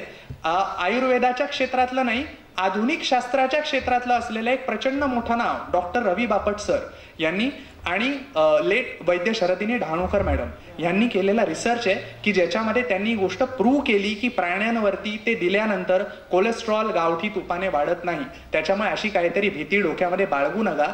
आणि खास करून मला आजच्या माता भगिनींना हे सांगणे की कृपा करून ते 0 फिगरनी हे ते ह्याच्या मागे बिलकुल लागू नका बरं का. कारण त्या नादाने लागता लागता आपण कुठेतरी ऑइल फ्री डाएट आणि घी फ्री डाएट अशा सगळ्या गोष्टी म्हणत जातो आणि आपलं आरोग्य खालावत जातो. आणि मग ज्या वेळेला मेनोपॉझल एज ज्याला म्हणतात, आज मेनोपॉझल सिंड्रोम प्रचंड प्रमाणामध्ये झालाय, कॅल्शियमची कमतरता होतीये, ही सगळी कुठून होते हो? ह्याला कारण आम्ही आहारात कुठेतरी कमी पडतोय. त्यामुळे ह्यांना बाजूला सारण्याची गरज नाहीये. कुठलीही गोष्ट अति सर्वत्र वर्ज्य आहेत. मिठाला आपण असं सांगू शकतो त्या बाबतीमध्ये की सैंधव हा त्या बाबतीत नेहमीच उत्कृष्ट ठरणारा पर्याय आहे. मीठ टाळा अशातला बिलकुल भाग नाही. सैंधवावरही रिसर्च झालेले आहेत. मुद्दाम या निमित्ताने सांगतो बरं का की 1965 साली आयुर्वेदातली पहिली पोस्ट ग्रॅज्युएट इन्स्टिट्यूट स्थापन झाली भारतामध्ये, जामनगरला. 65 सालपासून आज 2015 उजाडलेलं आहे. भारतभरामध्ये होणारे प्रत्येक ह्या ब्रँचमधले, प्रत्येक शाखेमधले रिसर्च आज तुम्हाला त्या त्या इन्स्टिट्यूटमध्ये सापडतात, पण आम्हाला हे माहीतच नाहीये. आज आपल्यापैकी कित्येकांना आयुर्वेदात पोस्ट ग्रॅज्युएशन आहे हे देखील माहिती नाहीये. ही आपली परिस्थिती आहे. आणि म्हणून लोक अनेकदा आम्हाला सांगतात आयुर्वेद वगैरे सगळं चांगलं आहे, पण त्यात संशोधन झालं पाहिजे. हजारो वर्ष असलेलं ज्या शास्त्रातला एक च एवढा शब्दही बदललेला नाही, त्याच्यात तुम्हाला काय संशोधन करायचंय? बरं, ते करून करून 65 सालापासून आजपर्यंत चालू आहे. हो, याच्याकडे कुठेतरी आपण लक्ष देणं गरजेचं आहे. तर त्याच पद्धतीने सैंधव म्हणजे सेंदेलोण आणि पादेलोण या दोन्हीच्या बाबतीतही रिसर्च झालेले आहेत आणि त्या गोष्टी दुष्परिणामकारक नाहीत एवढं नक्की सांगतो. पटकन औषध जे आपण म्हणतो, समजा माझं डोकं दुखायला लागलं तर मी मेडिकलमध्ये जाऊन सॅरिडॉनची गोळी घेतो. तसं आयुर्वेदामध्ये पटकन म्हणजे 5-1 मिनिटात आपल्याला उपाय होईल अशी औषधं उपलब्ध आहेत. नक्कीच आहेत ना. मगाशी मी सांगितलं तसं 2 गोळ्या केवळ दिल्यानंतर 20व्या मिनिटाला जुलाब होतील अशा पद्धतीची औषधं आहेत. म्हणजे डोक्या दुखण्याबद्दल म्हणतो. 100% डोकं दुखण्यावर मी तुम्हाला सांगू का, जर ते पित्तामुळे असेल तर त्याच्यावरती साधं लिंबाचं सरबत हे उपयुक्त आहे, काम करून जातं, अतिशय झटक्यात थांबवतं. मधुर, आम्ल, लवण हे तिन्ही रस ज्याच्यामध्ये आहेत अशी गोष्ट वाताचं शमन करते. आयुर्वेदाचं अतिशय बेसिक असलेलं तत्व. ह्या तिन्ही रसांमुळे वाताने शूल कुठलाही असतो, दुःख जे असतं त्याच्यामध्ये वाताचा काही ना काहीतरी सहभाग असतो. केवळ तेवढी गोष्ट करून बघा, त्याने इमिजिएट रिलीफ मिळतो. मुळात कसं आहे माहितीये का, आपल्याला झालेल्या व्याधी किंवा दिसणारं लक्षण हे कशामुळे आहे याचा विचार करणं पहिलं गरजेचं आहे. नाही तर एका बाजूने आपण औषधं घेत राहतो आणि ही जी सध्या तुम्ही जे काही औषध सांगितलं किंवा बाकीची जी औषधं आहेत ती फक्त तुम्हाला लाक्षणिक उपशय देतात. तेवढ्या वेळापुरतं ती गोष्ट दाबतात, किंबहुना दाबतही नाही, तुमचं लक्ष भलतीकडे खेचतात. पेनकिलर्स कसं काम करतात ते जरा एकदा जाऊन मुद्दाम बघा, म्हणजे तुम्हाला लक्षात येईल की आपण इतकी वर्ष काय करतोय.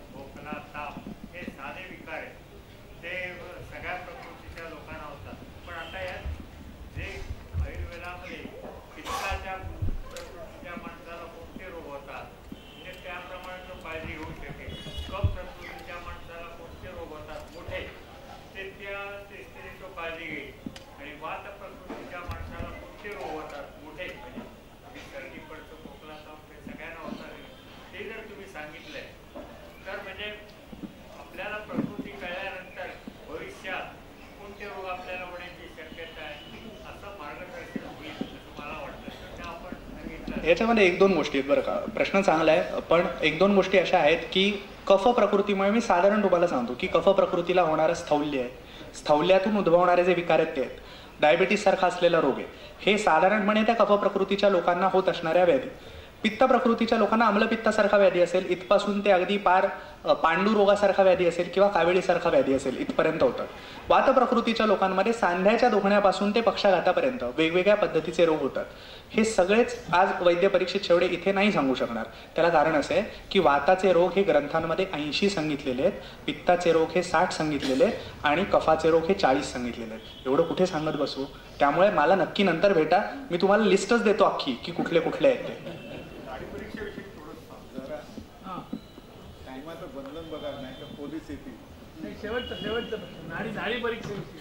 सांगण्यासारखं भरपूर आहे, पण पोलीस परमिशन जरा काय असतं की आपला हा कार्यक्रम खरं म्हणत आपल्या सर्व कल्पना आहे की आमच्यावरती काही बंधन असतात.